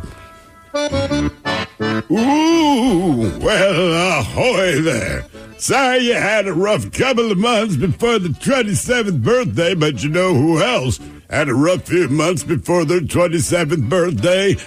Vociferous J. McNamara. Now, you know him better as the father bear in the Charmin toilet paper commercials. Well, before he landed his gig slinging toilet paper, he was having a hard time getting work because of all of his legal troubles. You see, he was the original model for the Grateful Dead Dancing Bears, but he never saw a dime, in spite of the band profiting off of his image, and it was a very nasty legal battle. It was made even worse when Vociferous was suspected of being responsible for Jerry Garcia's death. Now, all that stress led down a dark path for poor Vociferous. He started drinking heavily, smoking methamphetamine, and in his drunken meth-fueled despair, he turned to OnlyFans, where he would shake his hairy ass for money. But as luck would have it, those freaks at Charmin are into butt stuff. So when they saw his OnlyFans page, it inspired them to create their current ad campaign. And on his 27th birthday, just like you, he was hired as the lead actor in their commercials, and now he's filthy rich. So just hang in there. Crunchberry. Is his real name actually Vociferous? No. Oh, all right. Where in the world did you find Vociferous? I actually went to a website, Stupid Names. Hola, guys. It's Michelle. My husband Joel's having a birthday. He does construction on the 405. His commute from Port Orchard out there, as you guys can imagine, that is insane. He and his brother listen to you guys every day on their way home. Love you. They crack up and retell all of your jokes. Give a shout out if you could, please. Dealer's choice, Mike. Whatever we want to give Joel on it.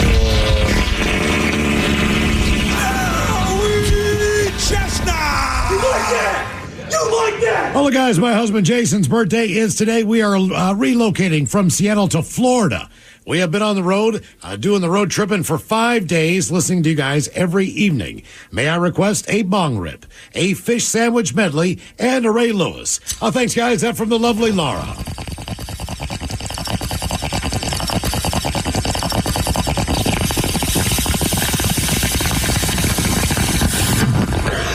Can I get a fillet of fish sandwich? So you know I got I'll have a fish sandwich. Oh, brother, can I have a fish sandwich? Put the cheese and the tartar on the side. I want a fish sandwich. Is it too early for a fish sandwich? Cheese and tartar on the side. I smell the fish sandwich. Maybe some pure relish in the morning. At noon and at night. Can I buy you a fish sandwich? Though you don't want a fish sandwich? There was a point that you got to, so when you came out of your mother's womb, that the cord had to be cut. I think order has been disturbed. What? All of it all. Today's my husband Kirk's 33rd trip around the big ball of fire. Can he get a bong rip of the Dirty Germans talking about beating video game bosses from his lovely wife, Sasha?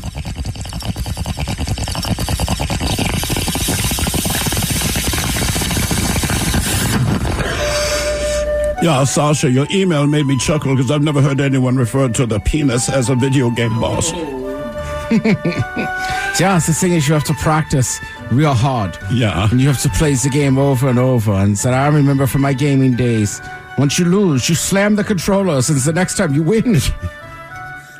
Guys, want to wish my boat meet buddy Drewski a very happy 34th birthday. He's a goddamn cowboy, a fine fisherman, and was the best man at my wedding a month ago. Life's easier with him in it.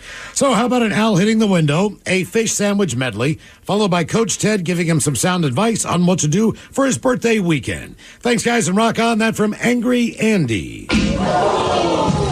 Can I get a fillet of fish sandwich? So you know I got I'll have a fish sandwich. Oh, brother, can I have a fish sandwich? Put the cheese and the tartar on the side. I want a fish sandwich. Is it too early for a fish sandwich? Cheese and tartar on the side. I smell the fish sandwich. Maybe some pure relish in the morning. At noon and at night. Can I buy you a fish sandwich?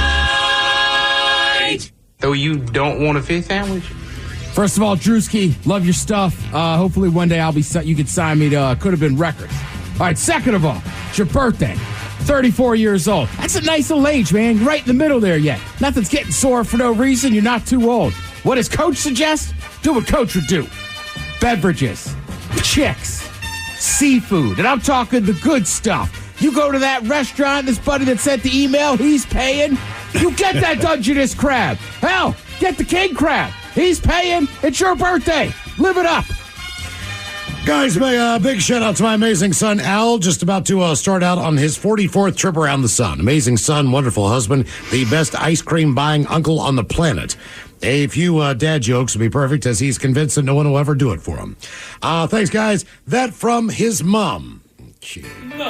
Mom. Well, Al, you're going to get the rest of them. Two windmills were on a date. One said to the other, what type of music do you like? The other responded, Big metal fan. I'm a huge metal fan. The man who invented autocorrect walked into a bar. He orders a beer. A beer. Yeah, autocorrect. Ted, if you were 6, when Rock Lobster was released in 1968, what would you be? Rock Lobster was released. I was 6. Come on, Ted, you got this. Oh, I B-52. You B-52. Okay. B-52 joke. Rock Lobster. Hello. A coon hound. Did you hear that thrill? Well, I believe it's the scariest. Ted, when does a joke become a dad joke? When does a joke become a dad joke? When it becomes apparent. Now, damn. Oh, that's the one I knew. When does a joke become a dad joke? When? When it leaves you and never comes home. Oh, wow. See that coming in. Does it at least call, Miles? Well, I don't drink milk. Or smoke. What's your excuse? Guys, why? Like he just straight up left. He just rolled. Why is it a 5-minute walk from my house to the bar, but a 30-minute walk home? Because you're drunk. Oh, the difference is staggering. There it is. I have to admit, I just went to my premature ejaculator support group meeting. Oh, yeah? Don't. Turns out it's tomorrow. I'm here. Hello. Dad joke Friday. What's the difference between toilet paper, Ted, and a curtain? Toilet paper and a curtain. I don't know what. So it was you.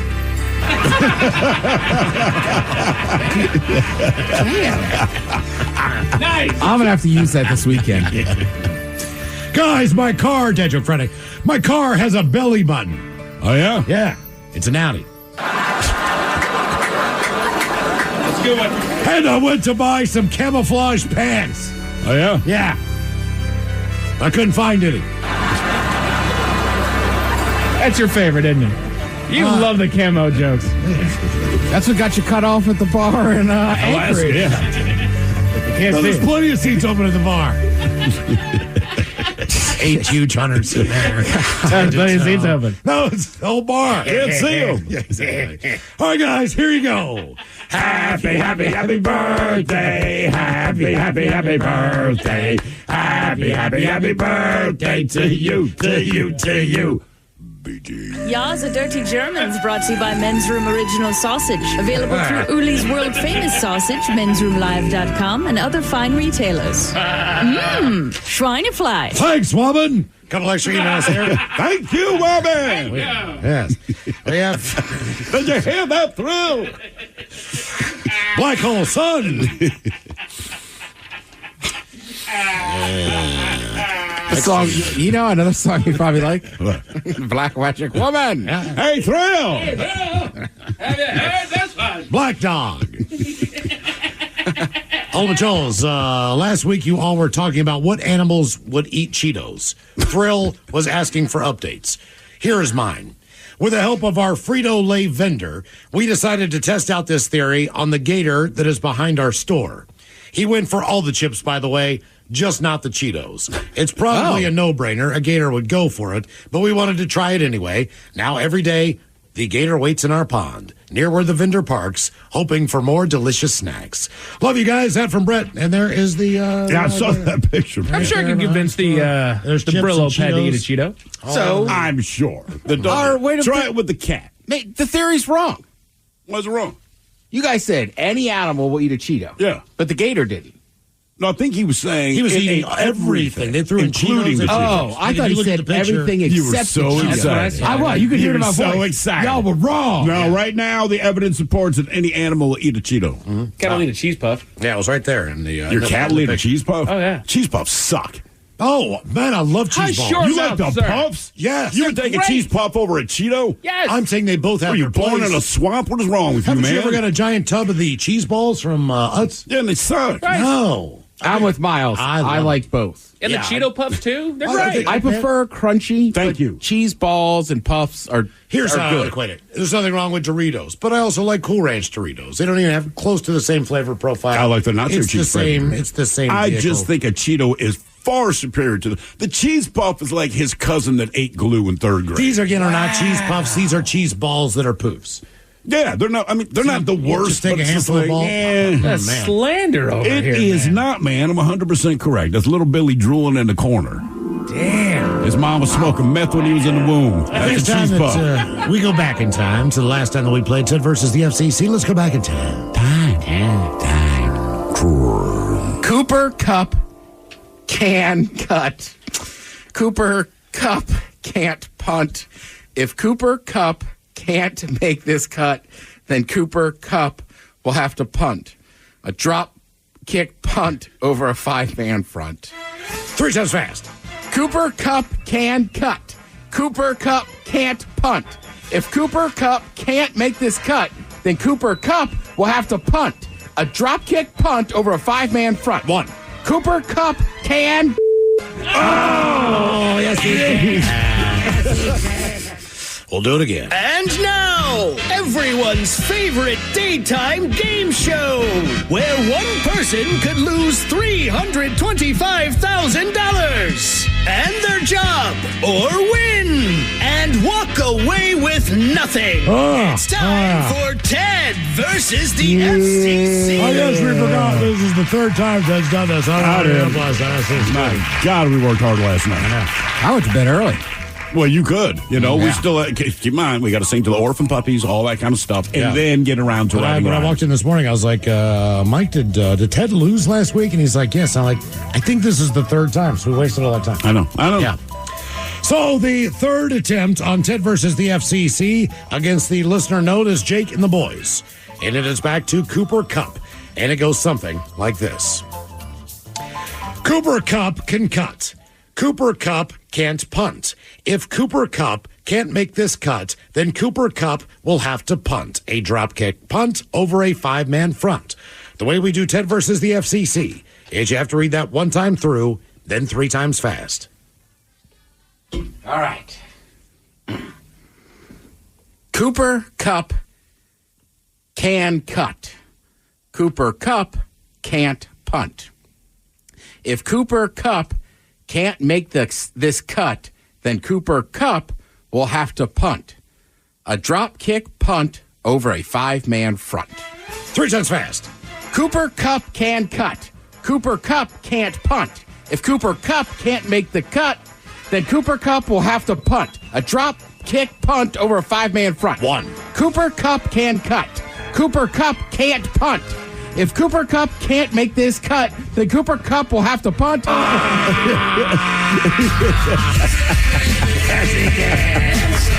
You keep saying that. I'm starting to believe you. I bet he's doing I don't know it's a verb. I mean, I still think that first time I might have been okay. We still said tie. The last couple weeks, I have just yelled it. Yeah. That's why I'm glad the well, because it's the third one. I'm getting fired up. Yeah. One in the loss column on Ted versus the FCC. As you know, if you're listening on the Odyssey app right there, you would have heard the unedited version and exactly what Ted said.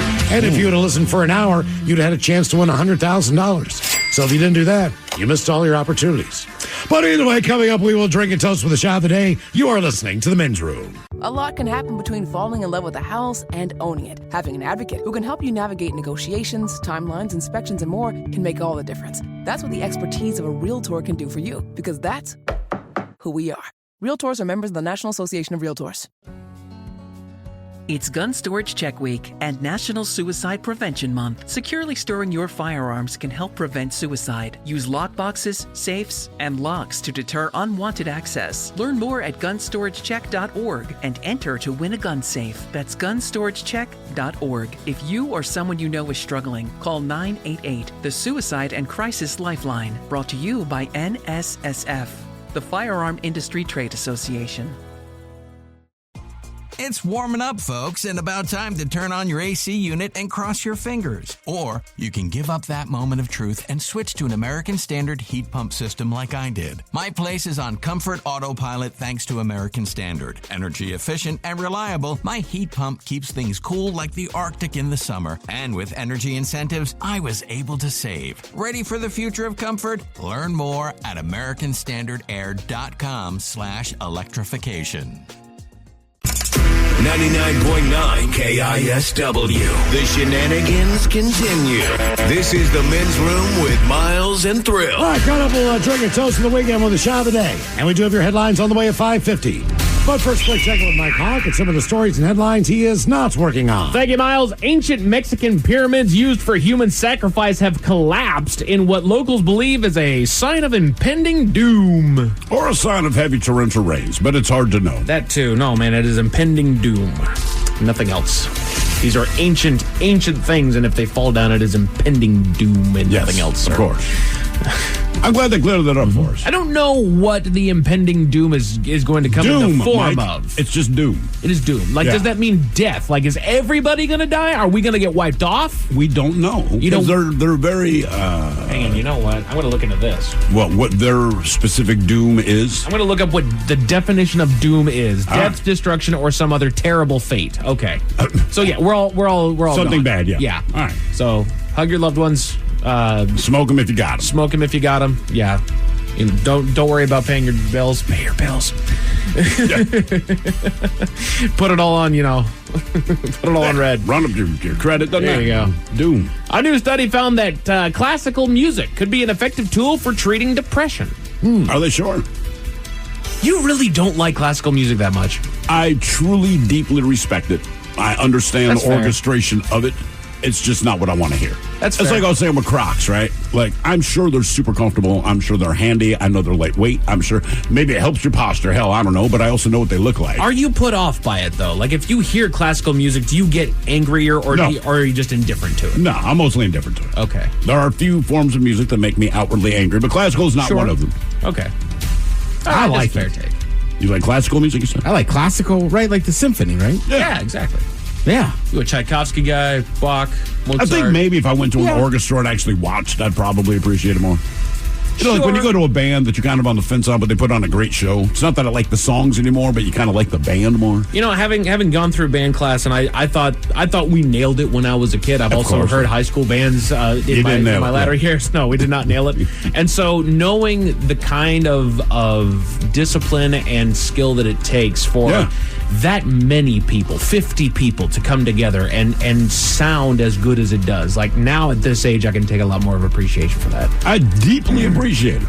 Would you want to hear it? Would you go see the Star Wars Symphony? Yeah, absolutely. Yeah. And that's the thing, and so that's the funny thing about it. Like, I don't love classical music, but I like John Williams. Yeah, if you just did the music of John Williams, I'd go. I think they've done. I don't know if ours has, but it's been done. But that would be one I'd be like, all right, yeah, I'm in. I'd want to go to the Lord of the Rings Symphony.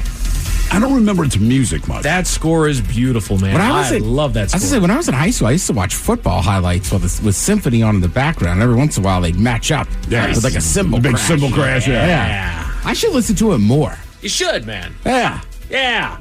You know what? Let's start doing that, Ted. We hang out, just throw on some Mozart. Well, it's funny. There's a DJ who just put some Mozart into one of his drops. Nice. And I was like, I need to listen to more Mozart. I would say Mozart was a little more rock and roll, wasn't he? I think so. A little more high speed, a little more upbeat. Yeah, Bach was a little more country. And, and my buddy Mozart, a little bit of rock and roll. There's a whole Family Guy bit. I'll show you guys later. It's too much. All right. Bach, the bussy.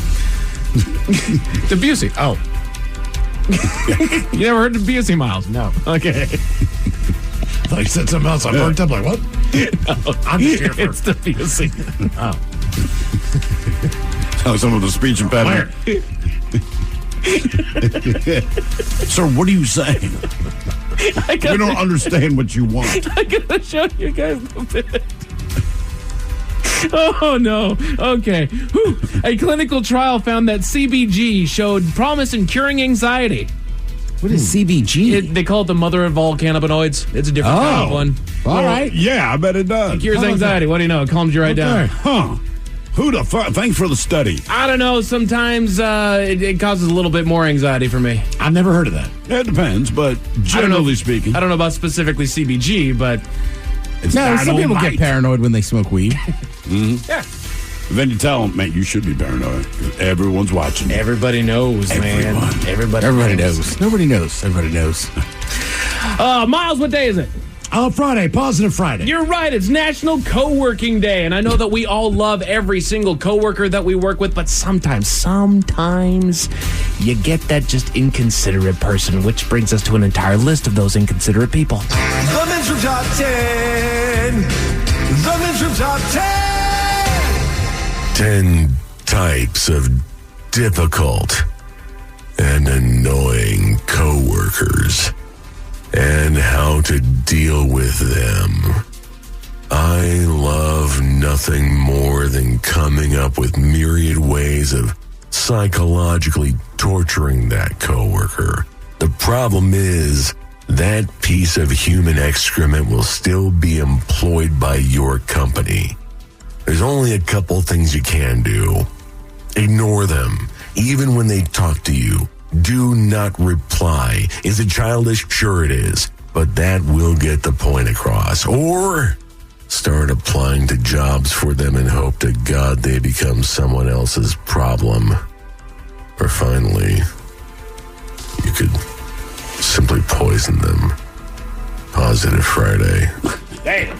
Alrighty. Thank you, VD. So these are 10 types of difficult and annoying coworkers and just how to deal with them. I'm sure we don't know anybody that's like any of these things. Bottom of the list, they say the know-it-all. Every group has the know-it-all who may also exhibit some of the same characteristics as the suck-up.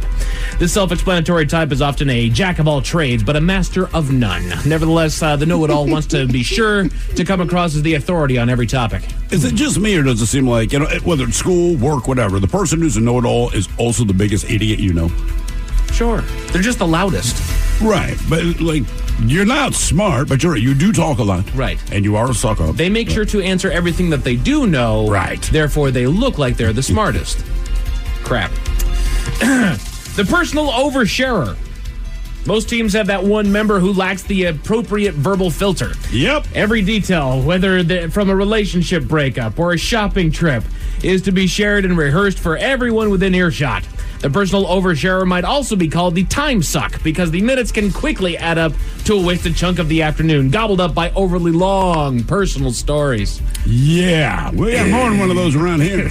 I stabbed a man in the head because I saw him kick a pigeon and ran down there. Oh, my God. Which, to be fair, that's to be expected in a group of radio folk. He's not on the air. Oh, yeah. Yeah.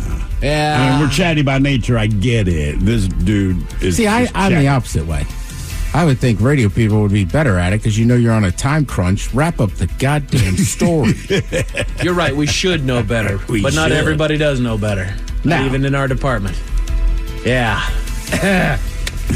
10 types of difficult and annoying coworkers. We're like one statement away from just outing people. Yeah, right. Talking about you, Karen. It's Steve Miggs, man. He won't shut up.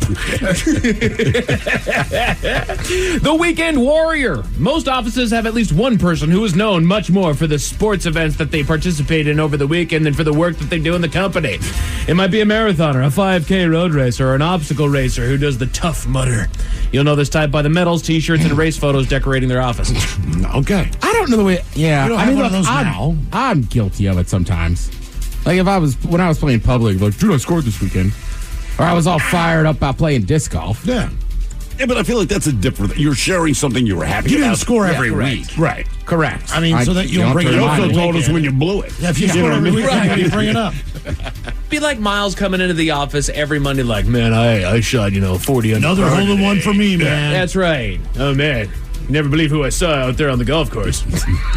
Yeah, that's right. Oh, damn. These are 10 types of difficult... I'm going to be pissed when he comes in one day and he's like playing with one of the influencers I watch. Yeah, right. It's like, you met Bob from Bob Does Sports? Damn. Is that his name? I couldn't remember. You'd be surprised who you meet out there. Oh, yeah. It's not the influencer I thought you were talking about. I just fixed to check first. I was about to say, you're talking about there's some lady golfers out there that are... Yep. Well, we all remember when you Skilled. were out a few months ago that she was the one that I did not realize when I played her video it would come up over the air. Oh, yeah. That was funny. Dude, I was listening. I was listening to that. That's right. I was at home. Yeah. I was at home and I was tuned in. Damn it, Ted. Trying to check out some blonde boobs while I should be working. 10 types of difficult coworkers and annoying coworkers. The kitchen slob. We don't have any of those here. Not anymore. Oh, man. Oh, fair call. Every office with a shared break room has at least one kitchen slob who leaves dirty dishes on the counter or in the sink, abandons meals in the microwave, and forgets about food that they placed in the fridge until someone else notices that it has morphed into a science experiment. I don't get how this happens. There is nobody whose job it is here that is assigned to clean the kitchen. Right. There's those of us that get tired of the messiness of the kitchen and we take it upon ourselves to clean it. There is nobody who's like, oh, by the way, on your job description is you wash the dishes at the end of the day. Yeah, and look, I'm going to go off on a tangent, but I don't care who you are, even if it's your own fridge. If the dressing is on the salad, throw it away. Yes. Nobody's going to Oh, my eat God. leftover salad with the dressing on. It's going to be wilted away. Dude. It drives you up a wall. Yes. If you dress it, eat it. Yeah. Why get a salad? Salads are That's like lunch. It's a side item for dinner. I have big salad night. I like big salad night. Big salad. No, it's not bad. To me, that's food that food eats. Put some protein on top. Yeah, but who bought the big salad? I did. I helped make the big salad. Yep. I use a salad spinner a lot more than I ever thought I ever would. I didn't know about a doggone salad spinner until I met my wife. Oh, weird nickname. Love you, Pookie. That's what you guys are doing.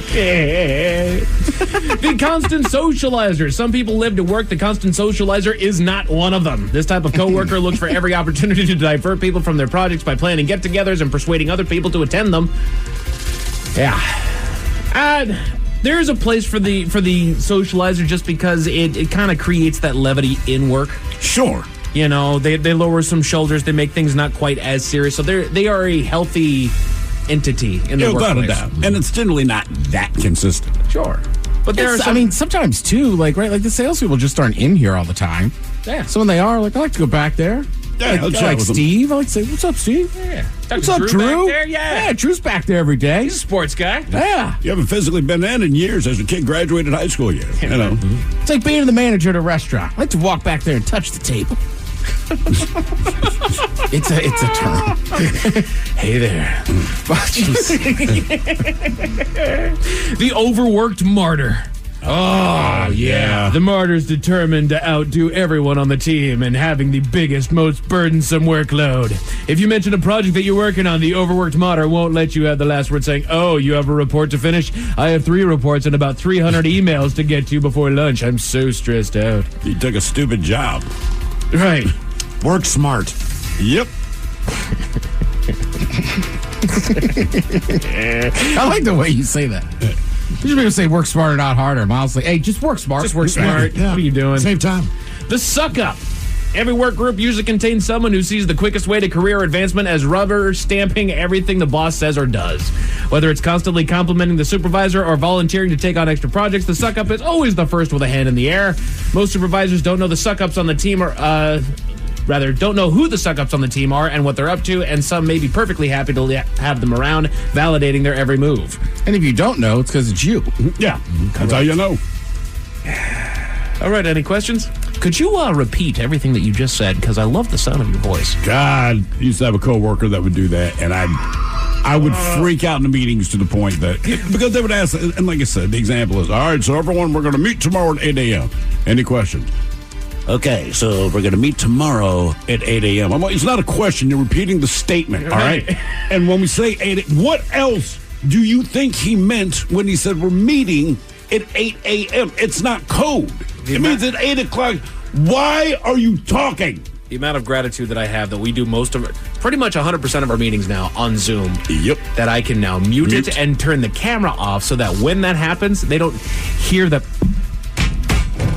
My God! I always have to make sure it's muted.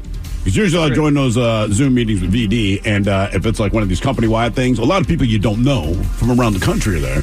And it's always like, man, I don't know who that blonde chick is. Upper left. Yeah. Good golly. I hope we hire her here. Can we enhance that picture? Yeah. Come on. Enhance? Can we just look at her while we do this meeting? Oh, it's pretty much what I do. 10 types of difficult and annoying coworkers, the gossiper. The office gossip can usually be found clustering with other coworkers around someone's desk, getting the scoop on which colleague is dating whom, what department may have layoffs. Oh, wow. Or the questionable thing that the manager did at the company holiday party. We know. We all know. Right, we all know. Well, I mean, nobody comes in anymore, so there's none of that. No, we're good. I can't even talk smack on people because there's no one here for me to talk smack about. Yeah. Yeah. And it's a great feeling when somebody says, like if it's, there's gossip about somebody and somebody says, did you hear the rumors? I'm like, no. Like, honestly, no, I don't think anybody's gossiping about it. You're good. You're good, man. You're all right. The political agitator. The political agitator seeks recruits for his or her favorite political causes among the staff, oblivious to the fact that this can cause friction among coworkers. I don't know why. Regardless of where the political spectrum this individual might reside, the political agitator will either discuss divisive issues during work or pressure the entire team to come along to a rally, flash mob, or protest to boost ranks. They also, I have found, they make political jokes and cracks that just don't need to be there, that nobody else makes. Right. Because they think that they're in a room full of people that all just completely agree with them, and so then they'll just go off the handle with a slight that brings politics into something that didn't even have politics in it. Why? Come on, man. Right. Good job. Yeah, right. It's just not necessary. No. Right. I don't care which side you're on, but just who cares? Right. Just shut up. Right. Nobody This cares. has as much nothing as to you do with our situation here. Yeah. Right. Way to turn it to something that you can then rage about. That's basically it. Right? Have fun with that. But then this is the number one type of difficult and annoying coworker. His name is Mike. Yeah, the loud talker. Oh, God. Whether you work in an open office God. or one with cubicles, a loud talker in your midst can quickly become the bane of your existence while you're trying to desperately to compose an email, write a report, or handle a call with an important client. The loud talker is just a stone's throw away, conveying information at a decibel level that's better suited to a 3-year-old's birthday party at Chuck E. Cheese. Yeah, there was a guy here on Wednesday. He's not here a lot, just like a lot of our coworkers. But, they were here. He was here. And I couldn't figure out who was talking, but I'm like, why is this so loud? We had to go down the hall, and I'm like, oh, it's you. Yeah. No need wonder it's everybody so to damn know- loud. You realize the guy you're talking to is literally 2 feet away from you. I had I was middle stalling it earlier this week, and somebody came in, and I heard the phone conversation on speaker. Oh, God. And all I could surmise that they walked in, saw my feet in the stall, and then turned around and left. Like, oh, am I interrupting your conversation that you're taking to the bathroom? On speaker. On speakerphone. Ah, got it. A school in California may be looking at their new mascot, Miles, and I'll tell you who that is at 5:50. Thank you, sir. Headlines are coming up at 5:50. In the meantime, we made it to the weekend and drinking time. It's Gun Storage Check Week and National Suicide Prevention Month. Securely storing your firearms can help prevent suicide. Use lockboxes, safes, and locks to deter unwanted access. Learn more at gunstoragecheck.org and enter to win a gun safe. That's gunstoragecheck.org. If you or someone you know is struggling, call 988, the Suicide and Crisis Lifeline. Brought to you by NSSF, the Firearm Industry Trade Association. With an American Standard heat pump system, the future of heating and cooling your home is already here. Bringing constant comfort to your home, American Standard heat pumps are energy efficient, reliable, and ready for tomorrow, today. Plus, making the upgrade from your traditional furnace or AC unit is easier than ever before with home energy offers, rebates, and tax credits. Learn more at americanstandardair.com/electrification.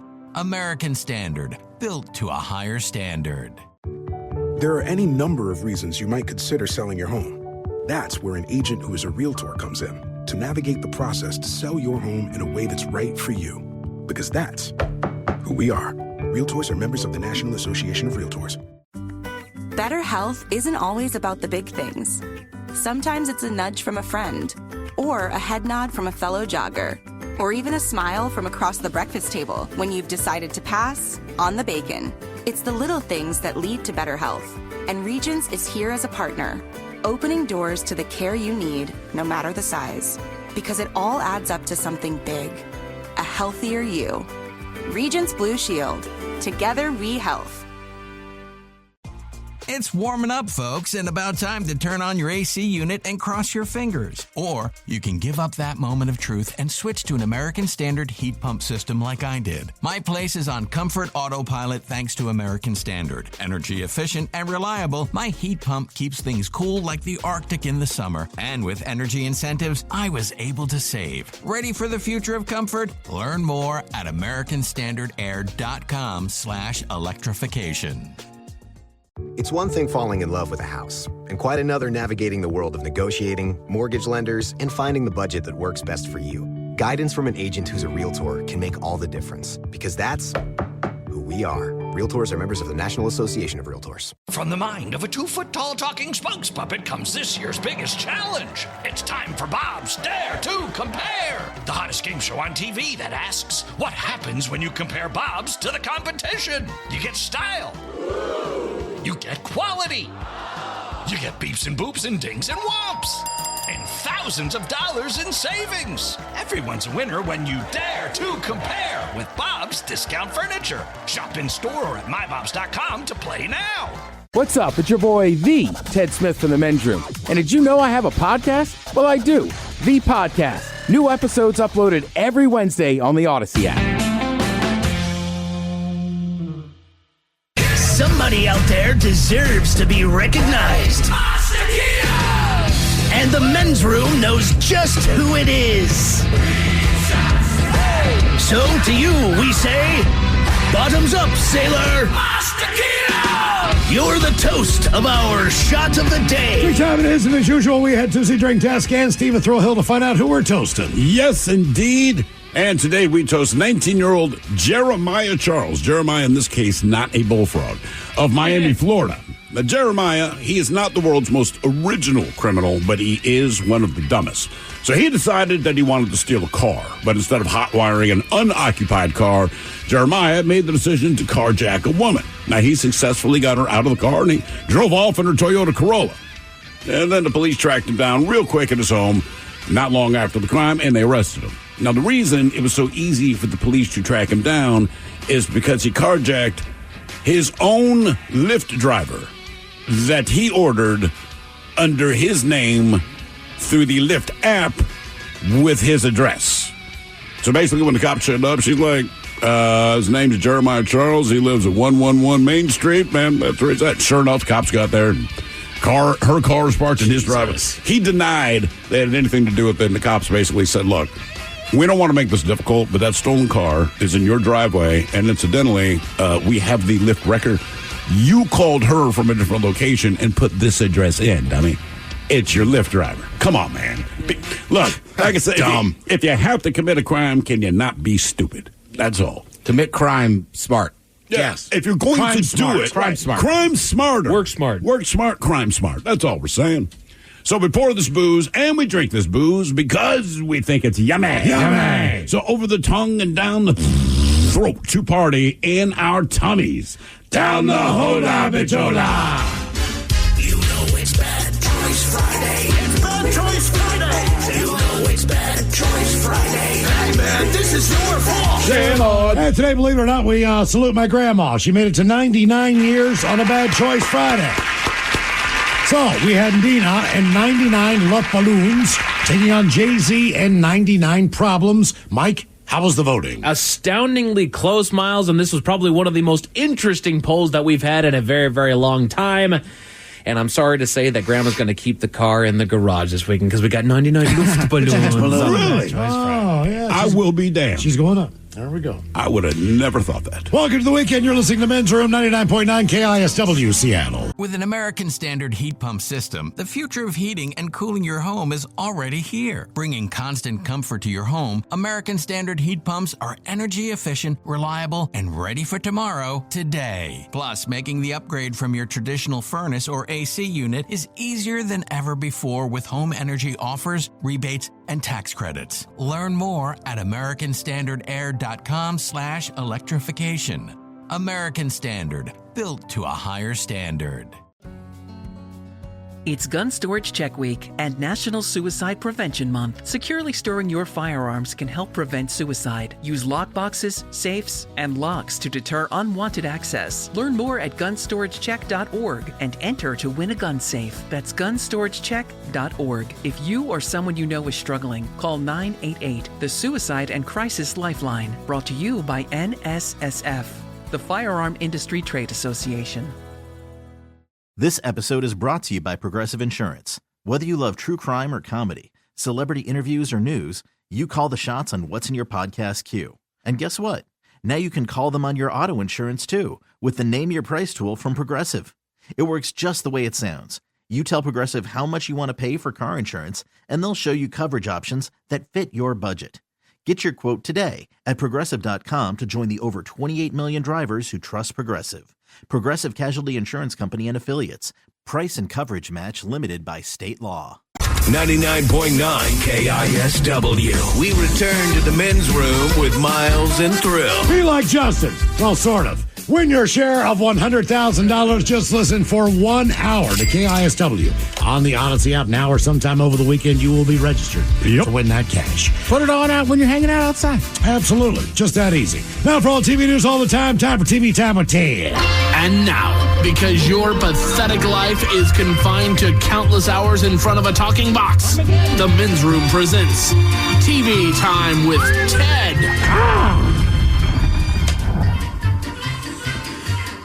The last time I'll ask people this, you guys watch any Olympic stuff last night?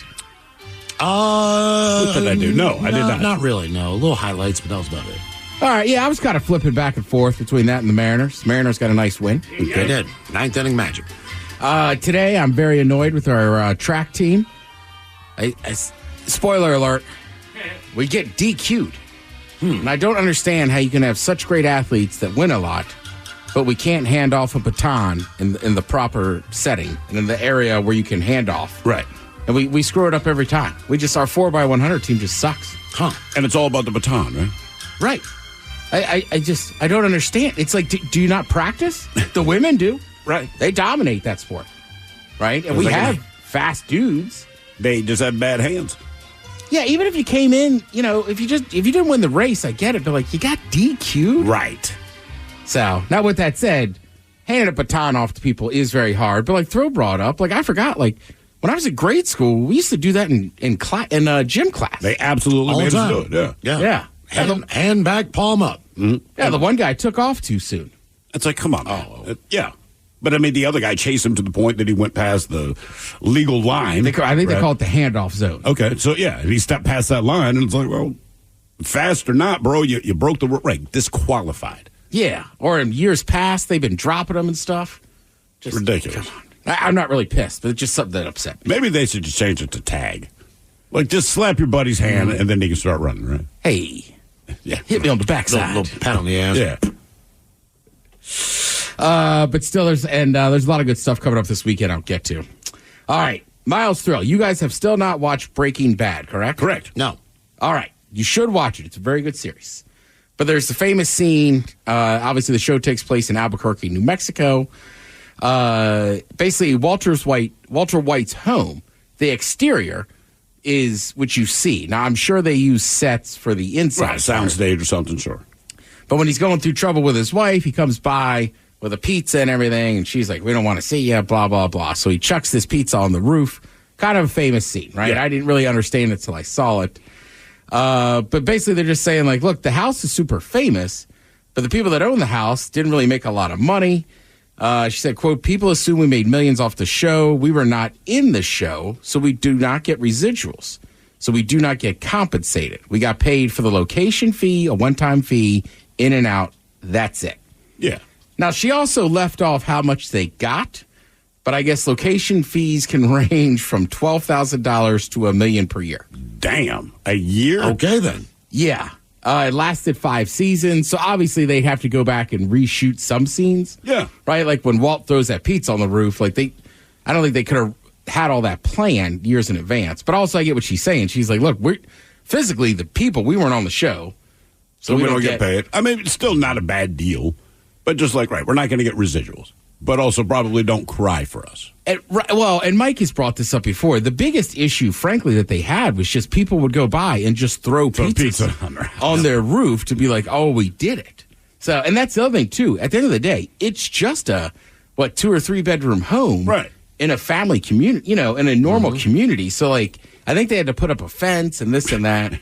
Has anybody in here been to the Goonies house? Yes.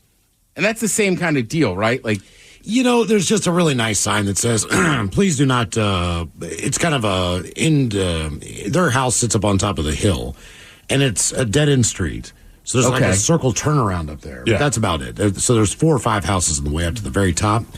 They're just like, look, there's no real place to turn around, dead-end street. Like, please just, move along if you can. Somebody else just bought it, so from the time that I saw it to the time that the new owner bought it, maybe things have changed. So I don't know. Some dude bought it like 2 or 3 years ago. I think that dude really does not want people coming to his house. If I remember that correctly. He's like, dude, I live here, man. Stop. Which I get, but also, don't buy that house. I was about to say, I mean, I feel like if you're buying an iconic house from either TV or film, you got to know. Right, you would know that stuff. Yeah, and I mean, I get his position, but also, like, don't buy that house. Like, if you hate loud noise, don't buy a home next to an airport and then bitch about it. Or a golf course. Right. Oh, my God, there's a ball in my yard or crashed a window. Yep. You bought a house on a golf course. Yeah, and I mean, I would argue those are probably 2 of the more famous houses. Yeah, for sure. And I'm kind of racking my brain now. Like, what is... I mean, the Brady Bunch house is a famous house. Yeah, the Fuller House. The front of it. But the Fuller House, people already went to that. Well, that was San Francisco, so no matter what. But they already went to that location to take pictures of those houses anyway. Mm-hmm. Correct. And that park is right there, which people go to, and it's like one of the most famous, most expensive blocks. Yeah, absolutely. In all of San Francisco. I think it's that one and the Grateful Dead home are the two that are the most toured in San Francisco. Yeah, that's a good point. Nah, I mean, I'm wearing a Dead and Company bracelet, so I get it. I'd if I was in the Haight-Ashbury, I'd be like, well, let's go see it. Yeah. So that's pretty cool. Nobody ever found the island that Tom Hanks was stuck on. Still looking. The USA did get back in the medal lead. Couple things. Let's see. Noah Lyles, he won the bronze in the 200 meter, but then afterwards he said he had COVID and he had to be taken from the track in a wheelchair to get medical attention. He also has asthma, which is kind of amazing, Jesus. Right? for a guy that runs track. Right. Now, I'm sure he was really hurt, but it is funny. Have you seen the videos going around of him before the race and him after? No. Oh, he's jumping around. I mean, like leaping around. He likes to do that. That's kind of his signature move, right? Right. Then he comes in third, and it's like, oh, yeah, I got COVID. So, I mean, look, I believe him. He had COVID. Good for him for running through it. And I'm sure it takes a lot out of you, the 200-meter race. But it's just funny that he is like going ape-ass. And then afterwards, it's like, I got COVID. I need a wheelchair. Yes, sir. Jesus. It's kind of like the famous Paul Pierce playoff game. Remember, Paul Pierce, who played for the Celtics, played in the NBA for a while, legit tough guy. Once got stabbed, I want to say 9 times outside of a nightclub and survives. All right. But there's that famous scene, it's like the playoffs, and he gets fouled or something. And, I mean, they pick him up by, like, all fours and, like, put him in a wheelchair. I mean, you would think the guy's dying. All right. And then, like, they wheel him off. And then, like, 3 minutes later, he comes out triumphant, and everybody's like, oh, my God, this and that. It's like, come on. Yeah, and look, I get it. I like soccer. There's a lot of flopping at soccer. Basketball players, to me, can be like, and they're giant tough dudes, but they could be some of the softest dudes in the world. Oh yeah, too. for sure. You know, not like those tough baseball guys that hang out, even if they have a hangnail. They fight through that stuff. Hit in the face. All right, so sticking with screens, I was talking about, I recently saw another Despicable Me. So this is a list of the top. The most recent ones? I saw 4. I've seen that's 3 the and most 4. recent. I still need to backtrack and start with 1 and 2. I have seen them all, Ted. And to your point, Spoiler alert. No, just all you need to know. And if you've seen any of them, and you probably have, the Minions make the movies. Correct. Right. I mean, 100%. The only time I actually laugh is the Minions. Yeah, Miles, have you seen any of them? The first one, I believe. Yeah, the Minions. I don't know. Like, obviously they're for children, but they're so dumb and silly that it is pretty funny. They're great. Yeah. Yeah. And look, I mean, those movies are like 90 minutes. You can pump them out pretty quick. Yeah, baby. So the top 10 highest grossing animated movies of all time. Number 10 on the list, Finding Dory. I didn't see that. Yeah, I saw Finding Nemo. I don't know that I've seen any of those ones, actually. You know what? Finding Nemo is a great movie. I'll definitely vouch for that one. And that's one I had to watch it 8,000 times with the kids, and that's one of the few that I just didn't get tired of. I was never filled with hate and rage like I normally am. All these movies, by the way, have grossed over $1 billion. Yeah, and I think I saw Finding Dory once, and it was fine. It was okay. Which one was Dory? Dory was She's the blue fish. Ellen DeGeneres character. All right. The only one I really know is the Stoner Turtle. Because Crush. Yeah, Disney World used to have this like interactive like fish tank where Crush was in there. It was like a screen. But he would like obviously they could see who was in there, and he would like talk to people and stuff. Ellen bullied him the most on the set, from what I heard. Yeah, I bet. Number 9 on the list, Despicable Me 3. Which one was that? I'm trying to think that of was the the one where villain his brother came into the picture. Yeah, the blonde brother. Okay. Meh. The blonde brother. Blonde brother. Mike. I do like those movies, but the third one was forgettable for me. Yeah. Again, I saw it. The Minions are funny enough. Yeah. Black Ken. The 8, 7 spots, you have Toy Story 3, then Toy Story 4. All right. Okay. So Toy Story 4, that was the most recent one, right? Yeah. And Toy Story 3. 3 was the one, spoiler alert, where they end up in the incinerator and the janitor go out. Okay, I have not seen 4 then. All right. Okay. Number 6 on the list, simply Minions. I kind of forgot the Minions had their own movie. I did not see that one. It was a good one. Was it good? It was a good one. Okay. I feel like the Minions need some direction, though. Like, Gru generally tells them kind of like, hey, this is what we're doing. Well, that's the whole thing. The Minions were basically when they first show up to Gru, how they got to Gru. Oh, it's like a prequel. Exactly. All right. Yeah. The origin story of the Minions. The origin story of the Minions. Yeah, and then there's Minions: The Rise of Gru, which is like, okay, now they found him. Now it's like, all right, how do we incorporate this guy? Okay. Incredibles 2. That's a good one. Made the list. Who Incredibles was always the pretty good. villain? Obviously, it's good because it's made all that money. Yeah. Right. Who was the villain in Incredibles 2? I remember the first one. Crud, you know what, dude? I don't fully remember. John Malkovich? Was that, or am I thinking of a different movie? It could have been. I'm not positive. Octopus guy or something? I'm thinking of a different movie, maybe. I don't know. I can't remember. Now, the top 4, pretty standard what you're going to get. Number 4 on the list, Frozen. $1.29 billion. It makes sense. It was so viral. It was a huge hit. I get it, but man, that was a steaming turd of a movie. Yeah. Number 3 on the list, the Super Mario Brothers movie. Nice. Have not seen that one. Worth it, dude. It was a fun one. When did it come out? 2 years ago? No, a year ago. Okay, and then I know the one. And it's this is the animated one. Correct. All right. Yeah, I'd with, go see that. Chris Pratt as Mario, and then the guy from It's Always Sunny in Philadelphia, Charlie. What is his name in real life? I don't remember. Neither do I. Damn it. Number 2 on the list, Frozen 2. Really? That made... Okay, because of the success of Frozen, everybody's going to go to Frozen 2. I did not have to see that one either. Number 1 on the list is one that just came out, I'm pretty sure, this summer, Inside Out 2. Huh. Damn, it's already number 1. Yeah. That one was good. Wow. Yeah. Inside Out 2. $1.46 billion. I like the Inside Out movies. It is my wife's favorite of the Pixar movies, and they hit home, dude. I saw the first one, again, in the theater. I can't even remember the last time I went to a movie theater to watch a movie I wanted to watch. Probably never. I mean, it's probably before the kids were born. Right. I mean, seriously, I've been to the movie theater a few times. You know what? Cocaine Bear. There you go. That's the last movie I saw in a theater where I'm like, I want to see this. Kids want to see that, too. I just said, nah.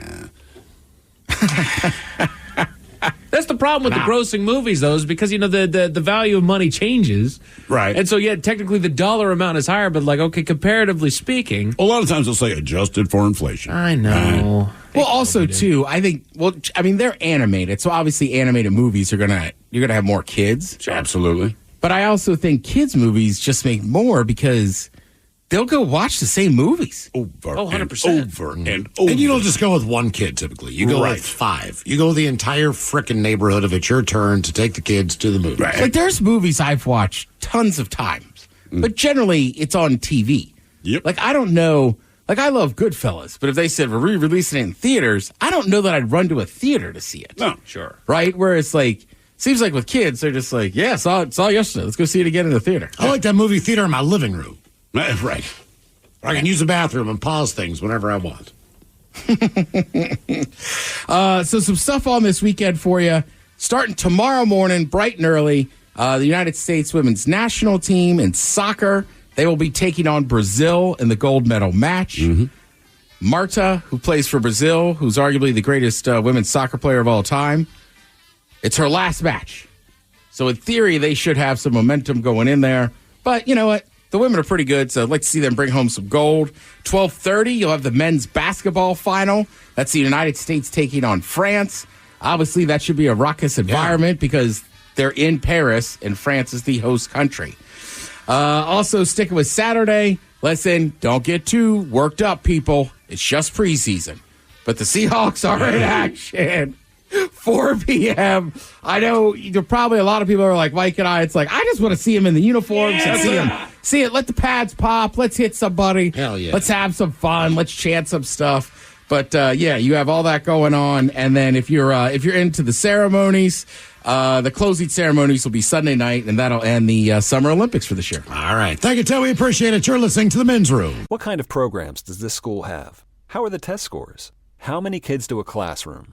Homes.com knows these are all things you ask when you're home shopping as a parent. That's why each listing on Homes.com includes extensive reports on local schools, including photos, parent reviews, test scores, student-teacher ratio, school rankings, and more. The information is from multiple trusted sources and curated by Homes.com's dedicated in-house research team. It's all so you can make the right decision for your family. Homes.com. We've done your homework. From the mind of a 2-foot-tall talking spokes puppet comes this year's biggest challenge. It's time for Bob's Dare to Compare, the hottest game show on TV that asks, what happens when you compare Bob's to the competition? You get style. You get quality. You get beeps and boops and dings and whomps. and thousands of dollars in savings. Everyone's a winner when you dare to compare with Bob's Discount Furniture. Shop in store or at mybobs.com to play now. You can host the best backyard barbecue when you find a professional on Angie to make your backyard the best around. Connect with skilled professionals to get all your home projects done well. Inside to outside, repairs to renovations. Get started on the Angie app or visit Angie.com today. You can do this when you Angie that. The men's room returns with Miles and Thrill. Now, let's see what's happening in the real world. All right, here we go. Man gets over a year in jail after telling the judge to, quote, kiss his ass. Meanwhile, to escape arrest, a Florida man jumps off a bridge to swim with a bass. Another Florida man is wanted after stealing items from an adult store. Woman sets world record if wool coat is what you adore. And a California teacher's new class includes a Cub Scout. It is time for your headlines. Now, it's time to hit the headlines. Here's my cock. Is that really that loud? My apologies. Weird. I didn't think it was that bad. That's usually where I pull it down to. All right. Sorry, Miles. That's all right. Our top story, we go to California, where a local school may have found a new mascot. On the first day of school, one of the teachers of the school was making her way back to the classroom after printing copies of papers in the office when she found an uninvited guest in her classroom, a bear. Where was this? California. Okay. You know, home of the Bruins. She immediately shut and locked the classroom door, trapping the bear and her cell phone inside, making her way back to the office to call for help. She was able to get in touch with her husband, who arrived on the scene and held the door open for the bear to escape back into the mountains. It's also lost on nobody the name of the teacher that spotted the bear. Ted, you're never going to believe this. The woman that spotted a bear in her classroom. Her name is Mrs. Elaine Salmon. That bear knew what he was doing. Damn right. He was coming to eat her. Said salmon on the door. I was just coming in to get a little take a little nibble out of it. Just wanted a fish and some learning. And some learning, yes. Wanted to teach the kids about forest fire. I'm in training. In other news to the Michigan courts, for some audio that was just too good to pass up, a man stood before the court to answer for the misdemeanor crime of trespassing. But something seemed to have irked him for whatever reason, causing him to pop off at the judge, and we do indeed have the audio. Trespassing. I could technically leave, and you guys could issue a warrant as long as I don't return. You can kiss my ass. This is you know what? No. I'm gonna tell you what. You don't come in. You don't.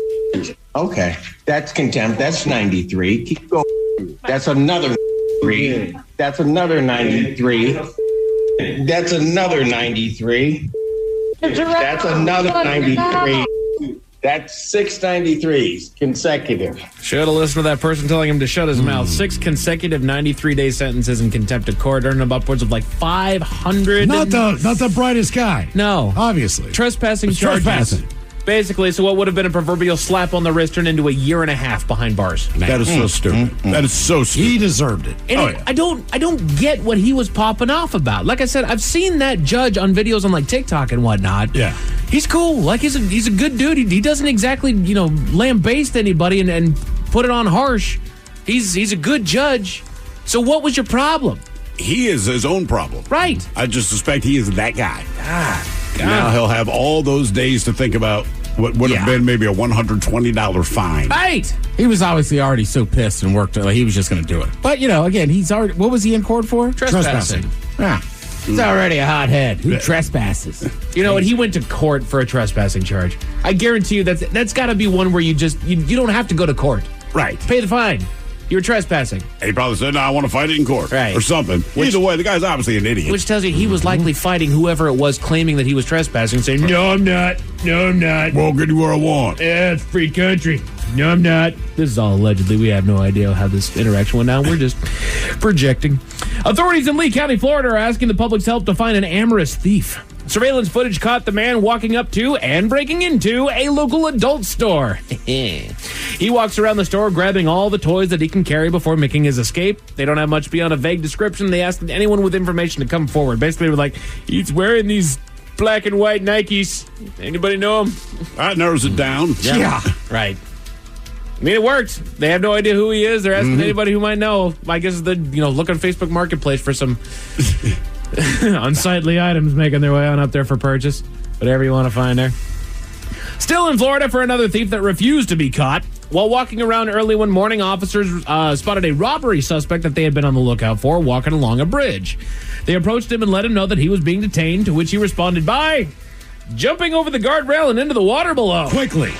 The story said that they enlisted their Marine unit to locate and apprehend him. They found him fast. Right. You jumped off a bridge. He's the guy swimming near the bridge. Exactly. Fully clothed, shoes and all. With it. Cell phone, the whole deal.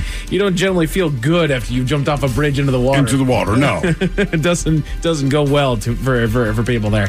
But just in case those stories have the bad taste in your mouth. Thankfully, there's good news. We go to the beautiful country of Scotland, where a record has been broken.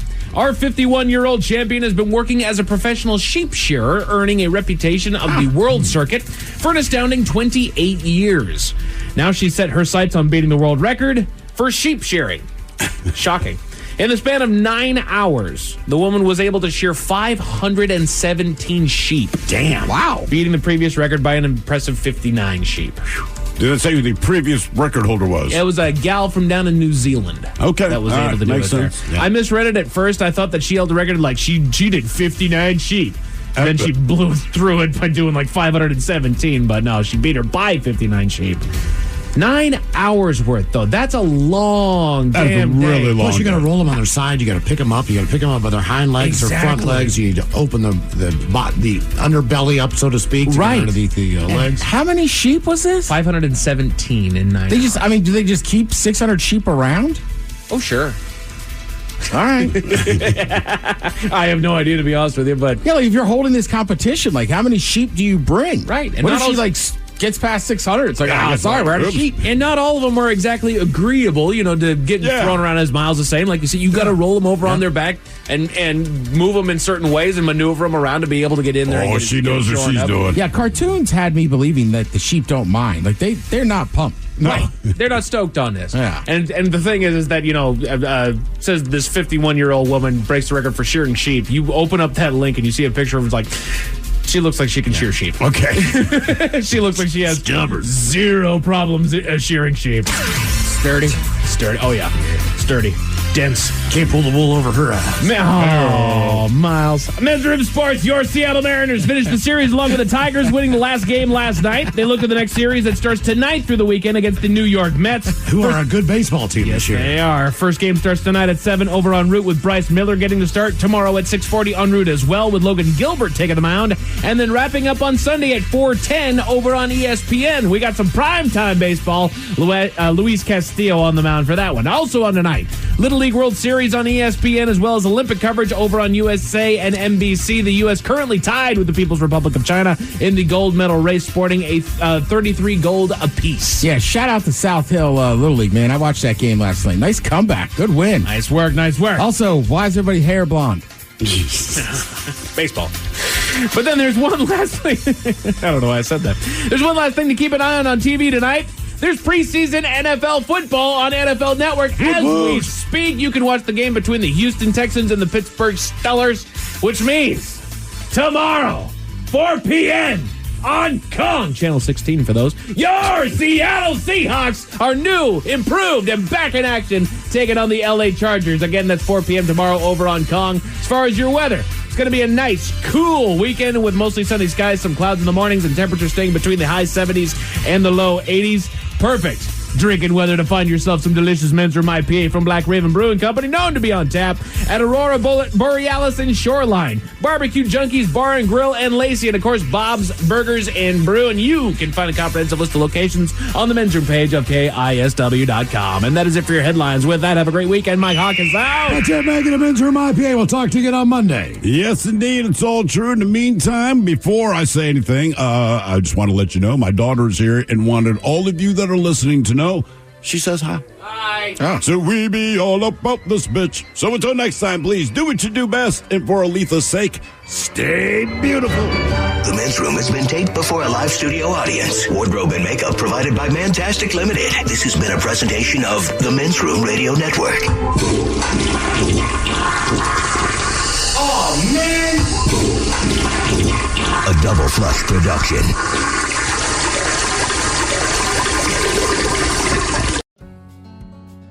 It's Gun Storage Check Week and National Suicide Prevention Month. Securely storing your firearms can help prevent suicide. Use lockboxes, safes, and locks to deter unwanted access. Learn more at gunstoragecheck.org and enter to win a gun safe. That's gunstoragecheck.org. If you or someone you know is struggling, call 988, the Suicide and Crisis Lifeline. Brought to you by NSSF, the Firearm Industry Trade Association.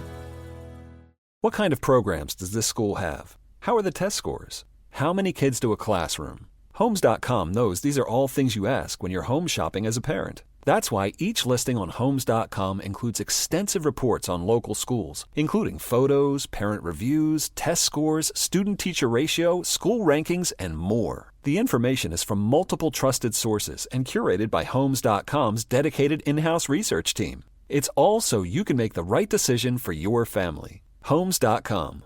We've done your homework. This episode is brought to you by Progressive Insurance. Whether you love true crime or comedy, celebrity interviews or news, you call the shots on what's in your podcast queue. And guess what? Now you can call them on your auto insurance too with the Name Your Price tool from Progressive. It works just the way it sounds. You tell Progressive how much you want to pay for car insurance, and they'll show you coverage options that fit your budget. Get your quote today at Progressive.com to join the over 28 million drivers who trust Progressive. Progressive Casualty Insurance Company and Affiliates. Price and coverage match limited by state law.